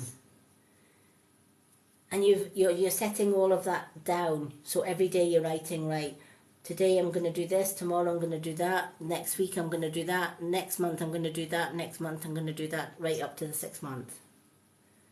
And then you think, oh, everything's organised. I'm super organised. I've got 6 months planning. All done. All dusted. All my dreams, all my goals are done. Right? And then you find you go to your bed and you don't wake up the next day. What happened to those 6 months of dreams and goals? Wasted. You wasted probably half a day writing down 6 months of goals that you never ever achieved. Whereas if we spend more time reorganizing and decluttering our lives, both at work and home and play and within our own lives, and within making sure we're giving ourselves time, we create more space. We've got more time for us. We've got more time to do the things that we want to do in this moment, in today. We're not thinking about tomorrow. We're not thinking about the next day. We're building our dreams today. Right, so for example, I want to make, say like you were a crafter and you were making bracelets. So you would know that, right, okay, by the end of the week I need to make 40 bracelets in order to make some profit. I'm not going to spend today making absolutely all those 40 bracelets and then there's no time left to do anything else. So what I'm going to do is I'm going to say, okay, well in my to-do list, I'm going to do 5 bracelets today, 5 bracelets tomorrow, 5 bracelets the next day, etc. until I get my 40 bracelets at the end of the week. Right? That way, I'm cutting down my workload. When I'm cutting down my workload, I'm giving myself more free time. In today, in this moment, in this space. That means free time with my partner, free time with my kids, free time for myself, free time to do the things that I want to do that I normally don't have the time to do. This is the type of declutter that this card is talking about. So it's not just decluttering the things in our home, it's decluttering our lives to make more time just to breathe. To give yourself breathing space.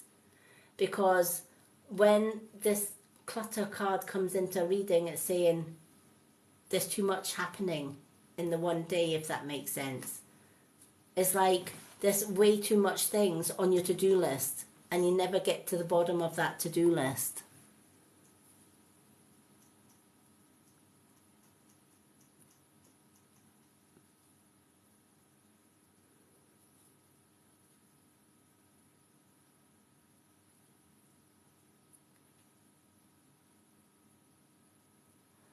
So I hope that helps.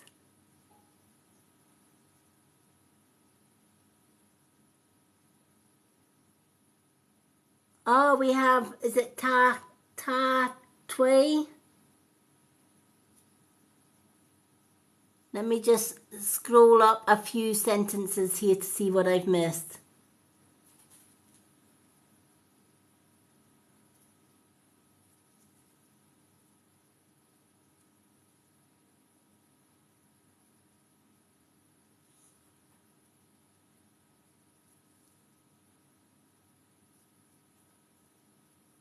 Yep, or they, yep.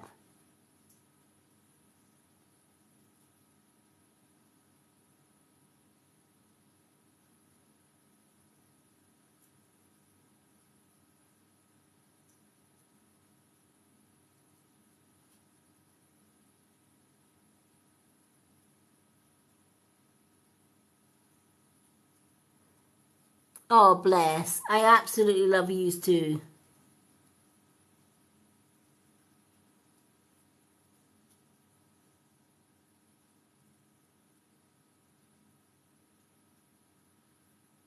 Oh, bless. That's lovely. I thought I recognised the name. I'm thinking, where have I seen that name before?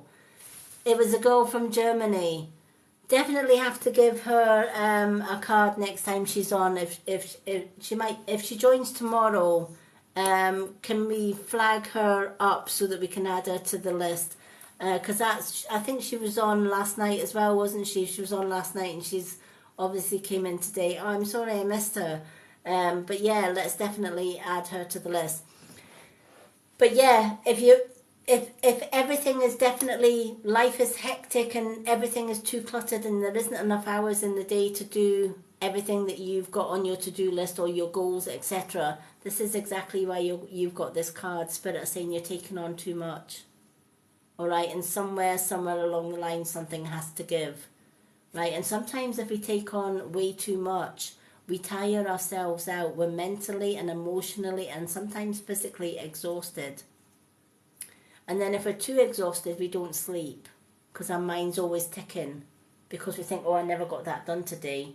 So we go to our bed and we think, oh my gosh, I wish I'd got that done today, but I didn't get done. And then you toss and you turn and you think, I definitely have to try and get that done and whatever else. So many people clutter so much things into their day, and then when they can't get it done, they kick themselves, they keep themselves awake at night by worrying about, well, how am I going to fit that in? Whereas if they'd actually decluttered the amount of stuff that they did and spread it out a little bit and just concentrated on the here and now, prioritize it, what definitely needs done today and what can wait. If it doesn't get done, it doesn't matter. That's the ones to really stick with, is put yourself right at the top of the list. Right, there is one of these cards in this deck. I absolutely love it because it's like, you know, what is it that you love? Write down all the things that you love. Tell me all the things that you love. And when I ask people that question, it's usually like, I love my partner, I love my dog, I love my cat, I love my friends, I love etc., etc. And then the card will say, are you one of them? Actually, no. Out of all the things that I've listed, I haven't put on that list, I love myself unconditionally. And that's the first thing that we should have on our things that we love. We should love ourselves for who we are, faults and all. So I hope, Emma, that has helped in some ways. Start from tomorrow. Don't think about tomorrow till you wake up in the morning. And when you wake up in the morning, do a to-do list just for that day.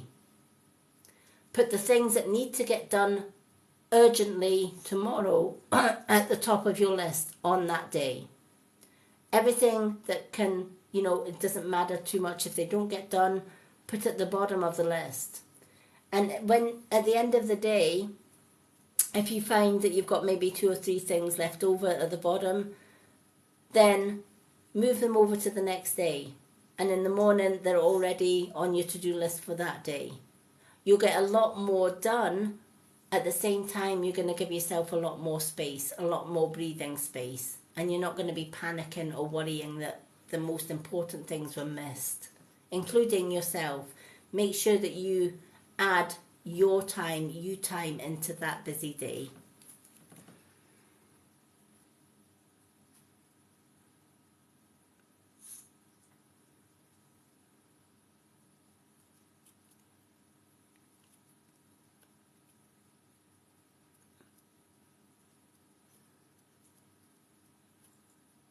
Oh, you're more than welcome.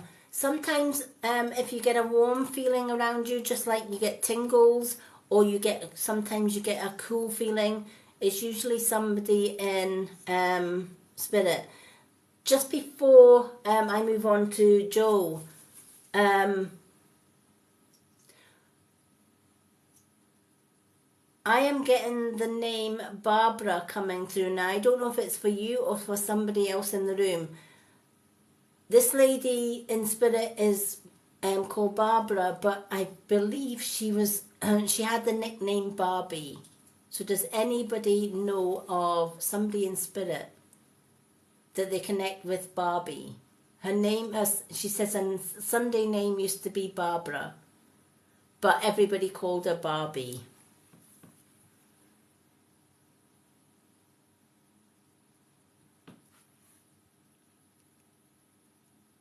Because I got that, I got that coming through very, very clearly, just at the end of that card reading there.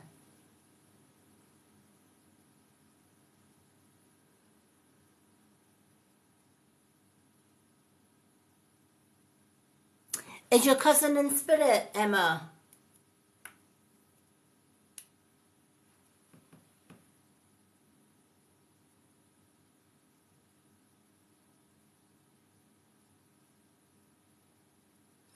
Okay. Now, am I right in thinking you and your cousin had a special bond? Does that make sense? There was a special connection, or there was a special kind of bond between you and your cousin?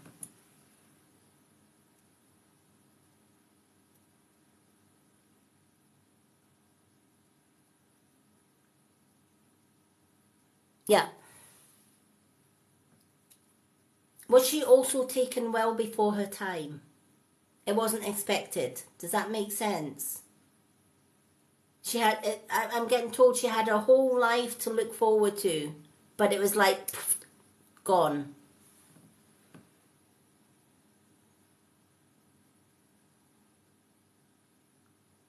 No problem, Joe.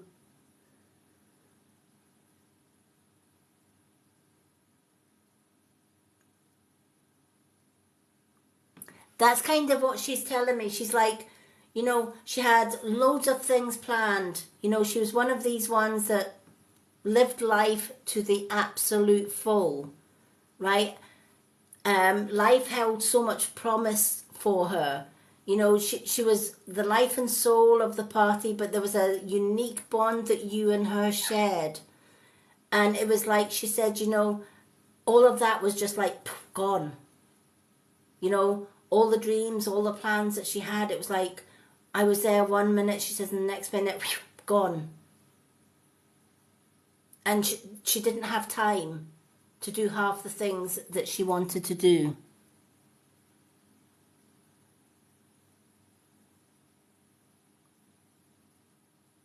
I don't know if that resonates with you. But she never reached old age, is what she's saying, right? She had so many plans, she was so free-spirited, she was so happy, she was happy-go-lucky, nothing ever really got her down.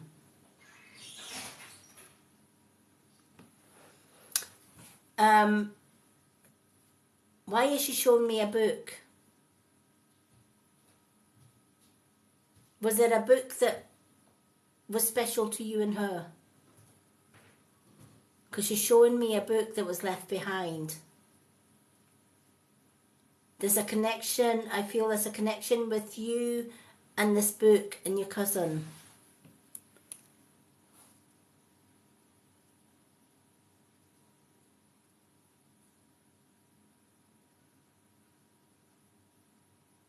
That's kind of how that's kind of how she was saying it. It's like 1 minute I was there, the next minute, boom, gone. Right, there was no time. That's kind of how she's putting it. But she's showing me a book. I don't know if this is like a diary. It's almost like a little book. But she's also showing me a key. So did she have a book that had a key, like a diary with a key?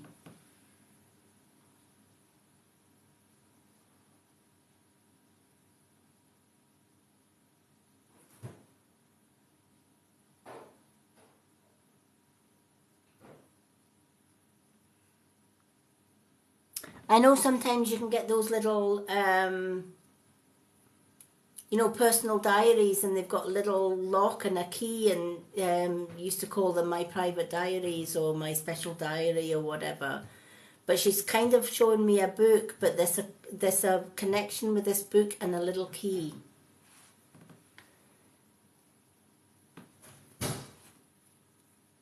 I feel this. I feel there's a book that was left behind, and it was almost like if she had a wish for you, she wanted to give you this book, because I feel that she wrote things in this book.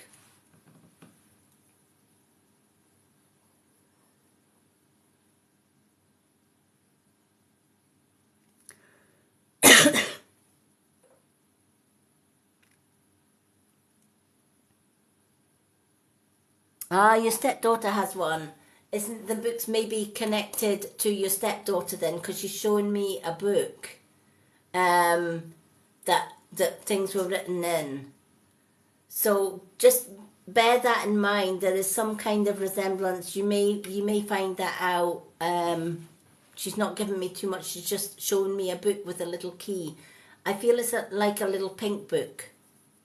I can see the colour. Sort of pink, but it's not plain. It's kind of got fancy. It's pink and fancy.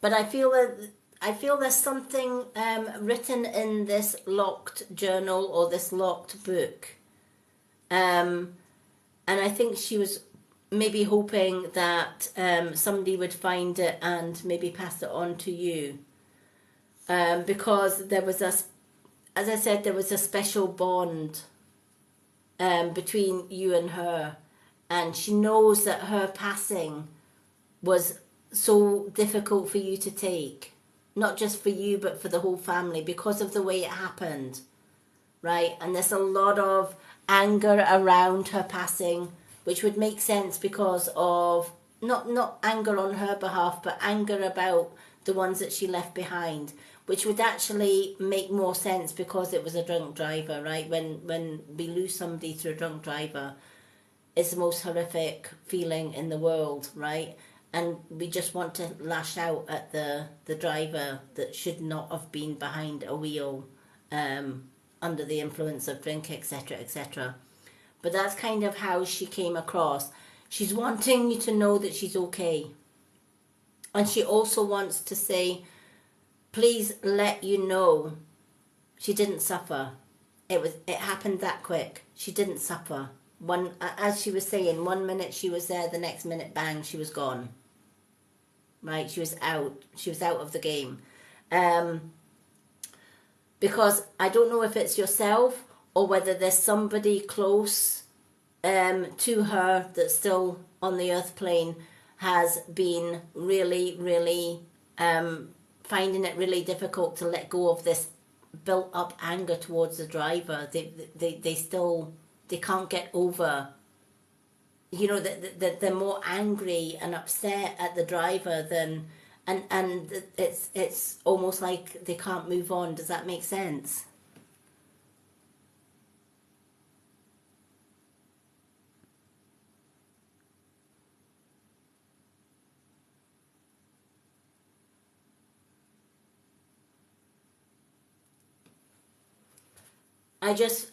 She just wants you to know that, because she's like somebody was hoping and praying, one, that she didn't suffer, because nobody really knew whether she suffered at the end or not, or how it happened, because it happened so quickly. But she wants you to know, please pass on to her family, etc. She didn't suffer. It just, 1 minute she was there, the next minute gone. Right? So she didn't see it coming. She didn't see any of it. There was no pain or anything. It was just there 1 minute, away the next. But she's saying, blaming the driver, pointing the finger, you know, wishing you could turn the clock back and redo everything, and wishing that she had not gone out that day, or she'd done, you know, she'd gone a different route, or the driver had just not gone behind the wheel. There's no point in holding on to that anger or that regret or those grudges, because it's going to hold them back, right? We can't change what's undone, but she wants you to know that she's with her family, and she's with you more especially. All right, but I do feel I don't know you know, whether her things in her room was moved around or whatever, but I feel that there is a book. She's showing me like a bedroom, so I don't know whether she had a book stored or hidden in her bedroom, like a diary, because she's kind of like showing me that she kept a diary, but it was well hidden. But that's where she kept all her thoughts and all the things that she wanted to keep to herself and whatever else. And it's almost like, I hope it doesn't get into the wrong hands, because that was kind of like all her, a bit like a thoughts journal. It's about like, you know, if you keep your thoughts and your plans in your diary. Especially when we're younger, we have we keep a little diary, and we like to keep things safe and stuff. So definitely ask around about this book. So that was lovely that she came in at the end, and I'm so glad you connected with the Barbie and also the Barbara. But she says she disliked getting called Barbara. She much preferred Barbie. She says, I used to grind my teeth when everybody called me Barbara. It's like, no, don't call me Barbara. Barbie's fine.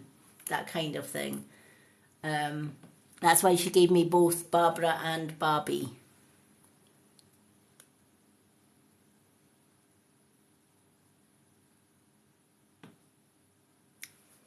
Absolutely wonderful. Love and light to you too, and I'm so glad you managed to get that reading tonight. All right, so we've got Joe Boxer, Kelly, River, and Jenny.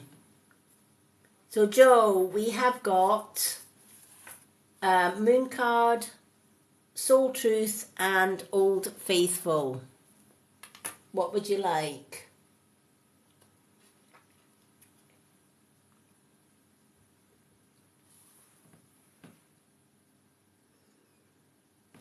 Old Faithful. Gotta love the Old Faithful.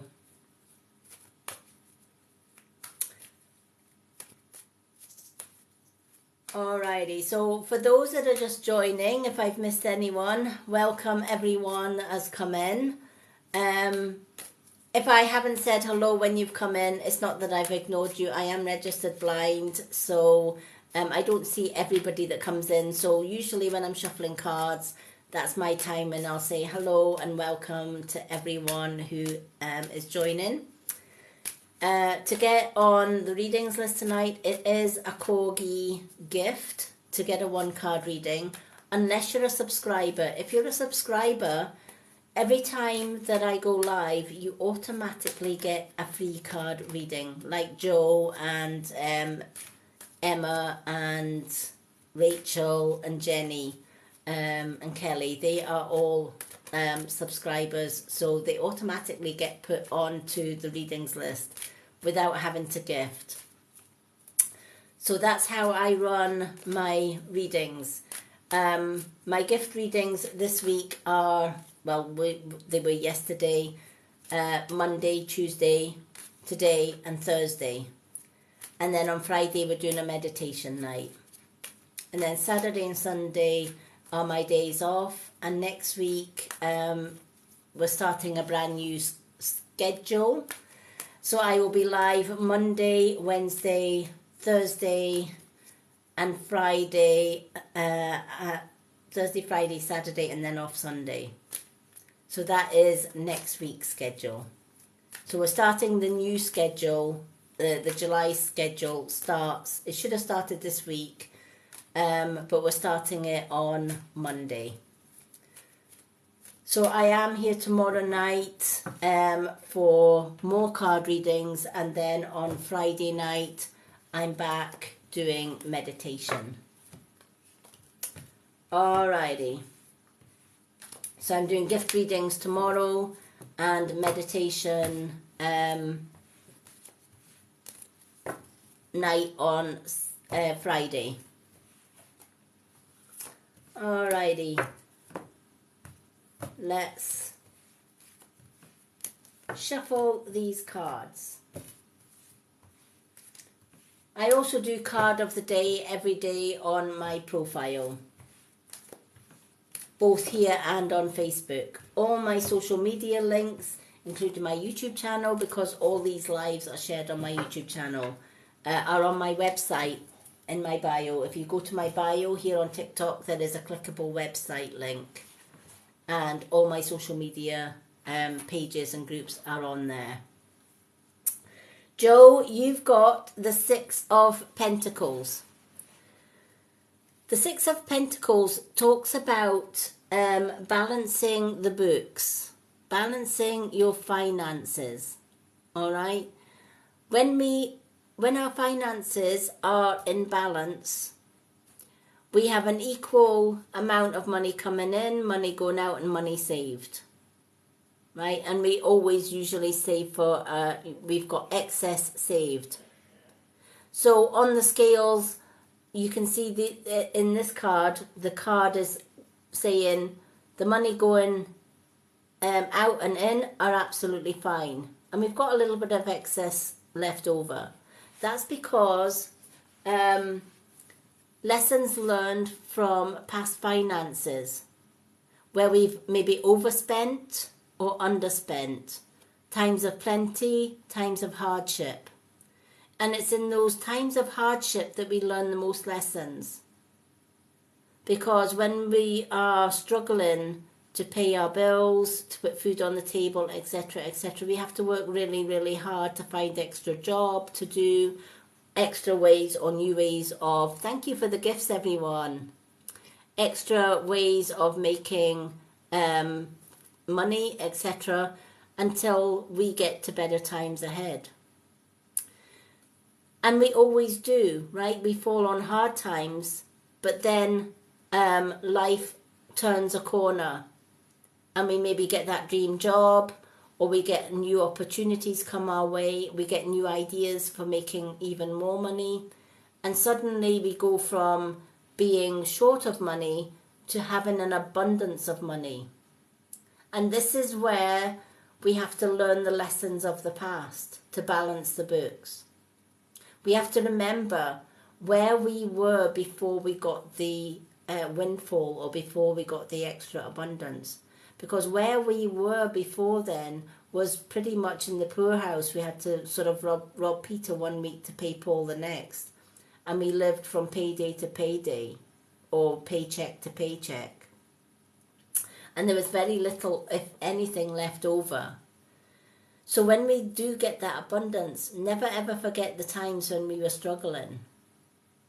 Because those times when you were struggling, you know that at any given time, we could be just, that wealth, that abundance can be taken away from us. Inflation can rise, prices can rise, food prices can rise, and we can be right back where we were before. So this card is saying, learn the lessons of the past where things were tough. And now that things are picking up and money's a little bit better, don't then think, that's fantastic, I don't need to worry about saving. Now is more than ever the best time to start saving, to start putting a little bit away. Yes, pay all your bills and do all the things that you have to do. Maybe spend a little bit of the excess that's left over on yourself, and then put the rest in a little nest egg, or into a bank, or as my grandfather used to do, tuck it under the mattress for a rainy day. That way, when the economy changes again, which it always does, if you've ever worked in the stock market or whatever else, you know that profits rise and then suddenly they drop and you lose everything. right? There's been a lot of money lost on the stock markets, right? Because people invest all their hard-earned cash because the stock market, everything is up, up, up, up, up. And then suddenly they have a Wall Street crash and everybody's scrambling to get their money before they lose everything. And then suddenly all that wealth that they had, all that, investments is gone and they're left with nothing. And then, of course, when they start, then they have to start from scratch again and start reinvesting to sort of get back to where they were initially. But this time round, they've learned their lesson and it's kind of like, well, I'll invest half and the other half I'll put aside for a rainy day. So that if there is a stock market crash, it doesn't matter. I've not lost everything because I've stored back for something. It's a bit like, not just with finances, look at what farmers do, right? When it's the spring and summer, they're making hay while the sun shines, they're gathering the hay, they're drying the hay, they're selling their crop, but they're also reserving some of their crop and their hay and their straw for the animals, to tide their animals over the winter. But what if they didn't do that, right? What if they were making hay and they were selling hay to get extra money? And then come winter time, there was no hay left to feed the cows or to feed their horses or the sheep or whatever. So farmers already know, just like squirrel, if it was an animal card, to spend some, but to put some back, keep some back to feed the livestock. So too must we do that with finances as well. Yes, definitely, if we're in abundance, treat ourselves to the odd thing or two. But also remember to put a little bit back should things start to go downhill financially wise. At least that way it's not going to put you back into that poorhouse struggle, as it were. So I hope that makes sense.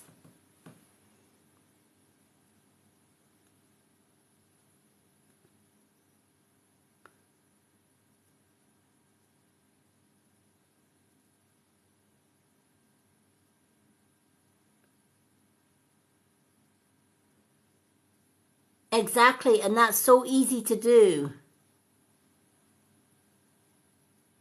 Oh, I'm so glad. But you know what? I'm saying it's a good thing. It's a good thing and it's a bad thing that your mum lost so much, right? It's a bad thing because she lost it all at that time. But because you knew about it, you saw the effects that having all of that money to suddenly having nothing, she lost it all.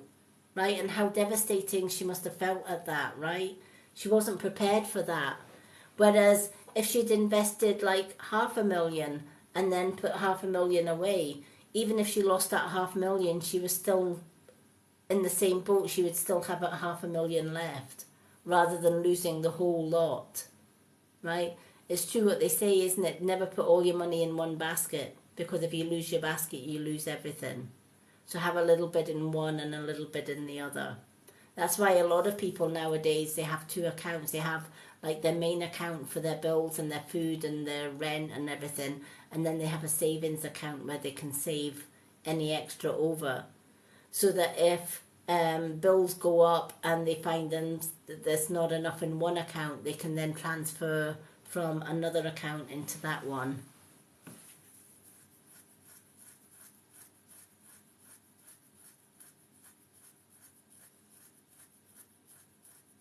Yeah, and that's the thing. When we become so consumed with money and we have everything and suddenly we lose all of that, it's hard to recover from that. Especially if you're money or materialistic orientated.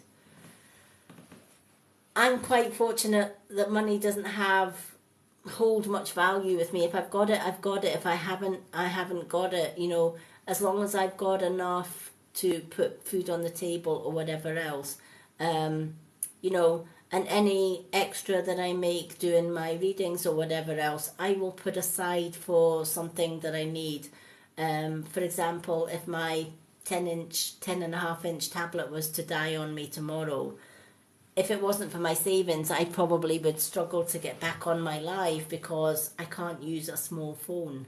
I can't see enough with my poor vision to actually work on a small phone. So I rely on my 10.5 inch tablet to do my lives. Without that, I'd be really snookered. So with that in mind, one, I made sure the tablet was insured. So if anything happens, they replace old for new if they can't fix it. But two, I also have to bear in mind that while they're fixing it or while it's away getting fixed, I need a backup as well. So I always have a backup tablet in case one goes, and I've got a spare that I can rely on, and I can go back and I can go on and still do my lives.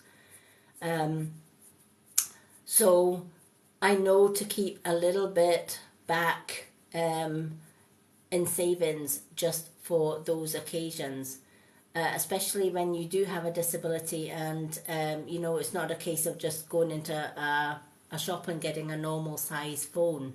I need the big 10.5 inch tablet so that I'm able to see. And even at that, that's why I get people to type in capitals. And I'm always ducking and diving at the screen to see the screen. So if that's how I struggle on a 10.5 inch screen tablet, you can imagine what I'm like on a phone. It's terrible. Honestly, I'm hopeless with a normal phone.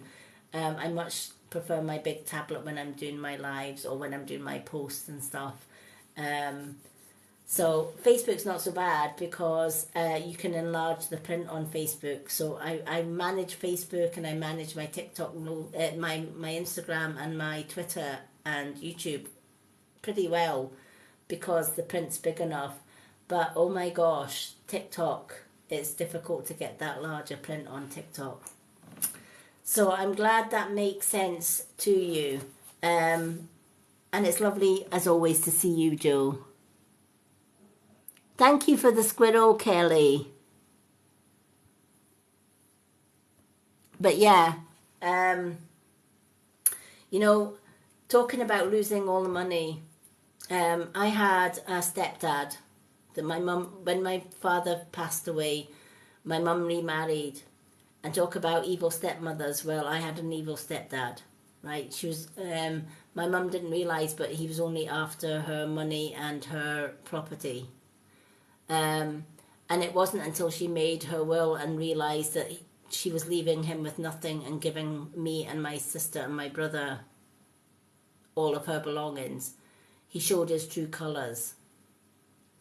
And I remember him and he would throw the dummy out of the pram. It's like, how dare you leave all of your property, including your house, etc., to your daughter? What about me? I'm your husband. And she says, well, they're my children, and my children come first and foremost. But of course, that wasn't on his agenda. He was hoping that everything that she had would be left to him and we would be left with nothing. Even tried to change the will, but my mum made me an executor of the will. But even before that, I remember speaking to him and he was talking to me about his own brother. Now, his own brother was a multi-millionaire and he had a big house with a swimming pool and all the pros and cons and stuff like that. But he had no children. He had no wife. He was a bachelor. And all the money, all the property was his. And my stepdad was the next in line if he passed away. So my stepdad automatically thought, oh, if anything happens to my older brother, I get the mansion, I get the car, I get the swimming pool, I get all his money, I get all his inheritance. And for years he used to tell this story until when his brother did actually die and they all went to the reading of the will. Nobody got anything. All his money, his property was, he wanted his property and everything in that property to be sold, and his multi-million pound money that he had all went to a cat and dog's home. Every single penny of it. He never left anyone anything. And you know, for years my stepdad went on about that, how selfish his brother was, that he left nothing. He gave the cat, he says, what the hell is a cat and a dog gonna do with a multi-million pound thing? I says, well, at least they can build a better, you know, a bigger and better kennels for the cats and dogs, a bigger, better home, so they can rehouse more cats and dogs with the millions, right? They could even buy his mansion and turn that into the cat and dog home. But my stepdad did not see that. My stepdad says, well, that is very selfish that he left it to the cats and dogs. It should have all came to me. I could have been lying in the lap of luxury with a swimming pool and all the rest of it. It just goes to show how some people are just so money orientated. And all of that, and I'm thinking, well, where is the compassion for your brother that's just died? There was no compassion. There was no empathy. It was just, how could he be so selfish? Just goes to show that some people can get so consumed by money that is all they have. But there's an old Native American story or fable, whatever you want to call it, saying. And the saying goes like this, and it's one of my favourite sayings. And when you listen to it and you recite it back time and time again, it hits hard. But it's, only when the last tree has been felled, only when the last fish has been caught, only when the last river and ocean have been poisoned, and only when the earth is dry and bare, will man realize that they cannot eat money. Very powerful message indeed. Especially when you read it over and over, and the more you read that, the more it's like, whoa, right? Because it's so true. Only if we cut down all the trees, we lose oxygen, life dies. Take all the fish out of the river. We poison the waters with pollution and chemicals. We can't drink that water. So there are no fish for the ecosystem. There is no water to drink. We pollute the earth. We strip the earth of all its oils through greed for oil. And the earth dries up. Can't grow fruit, can't grow vegetables. And all life as we know it would die. And what is left? Money.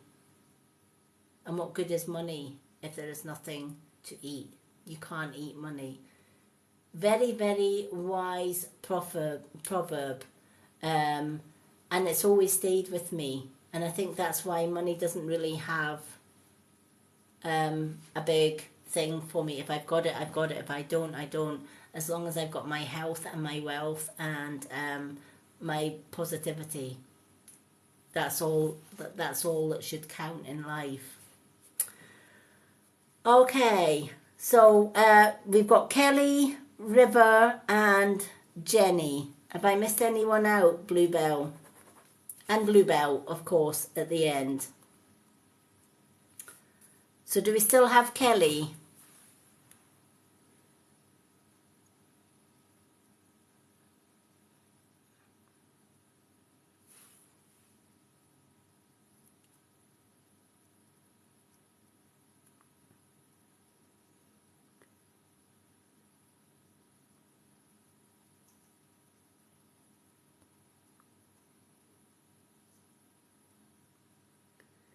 All right, what am I feeling? Let's go with the, let me see what cards are drawn.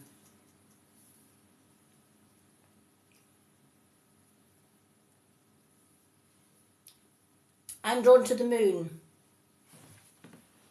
The moon cards are standing out very loud and proud. So let's go with the moon cards. I love it when you say that. What are you feeling? It's not what I feel, it's what Spirit show me.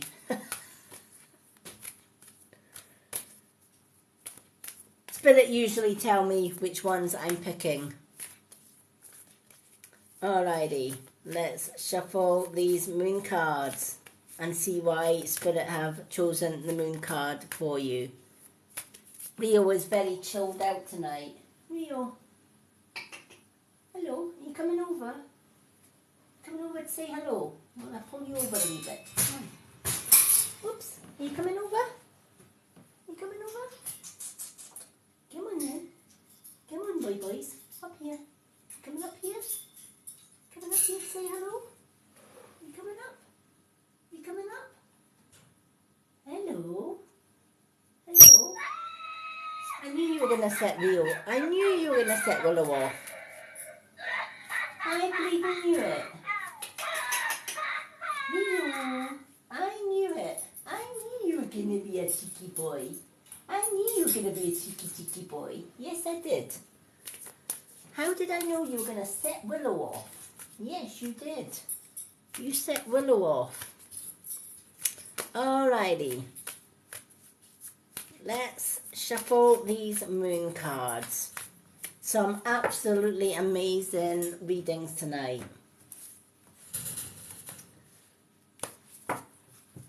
Alrighty. What are you up to? What are you up to?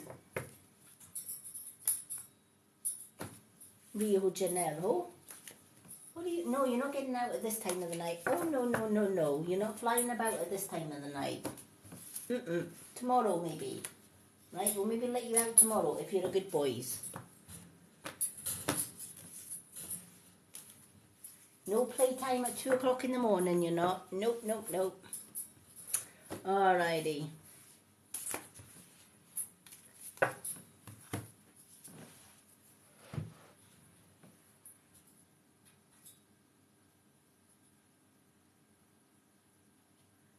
Hello, Samantha.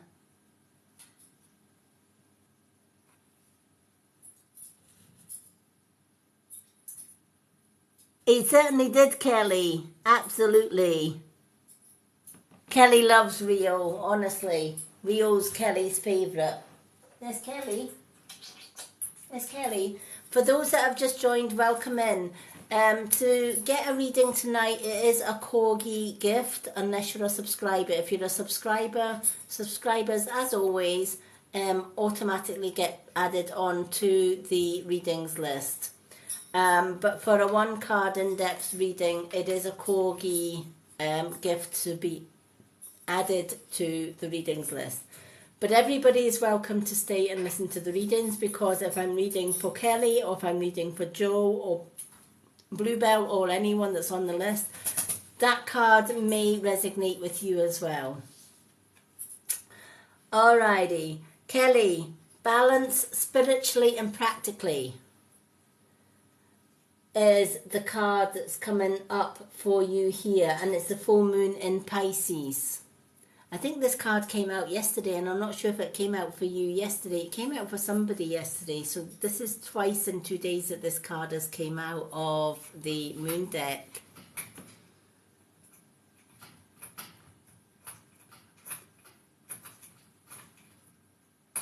Thank you for the heart, me.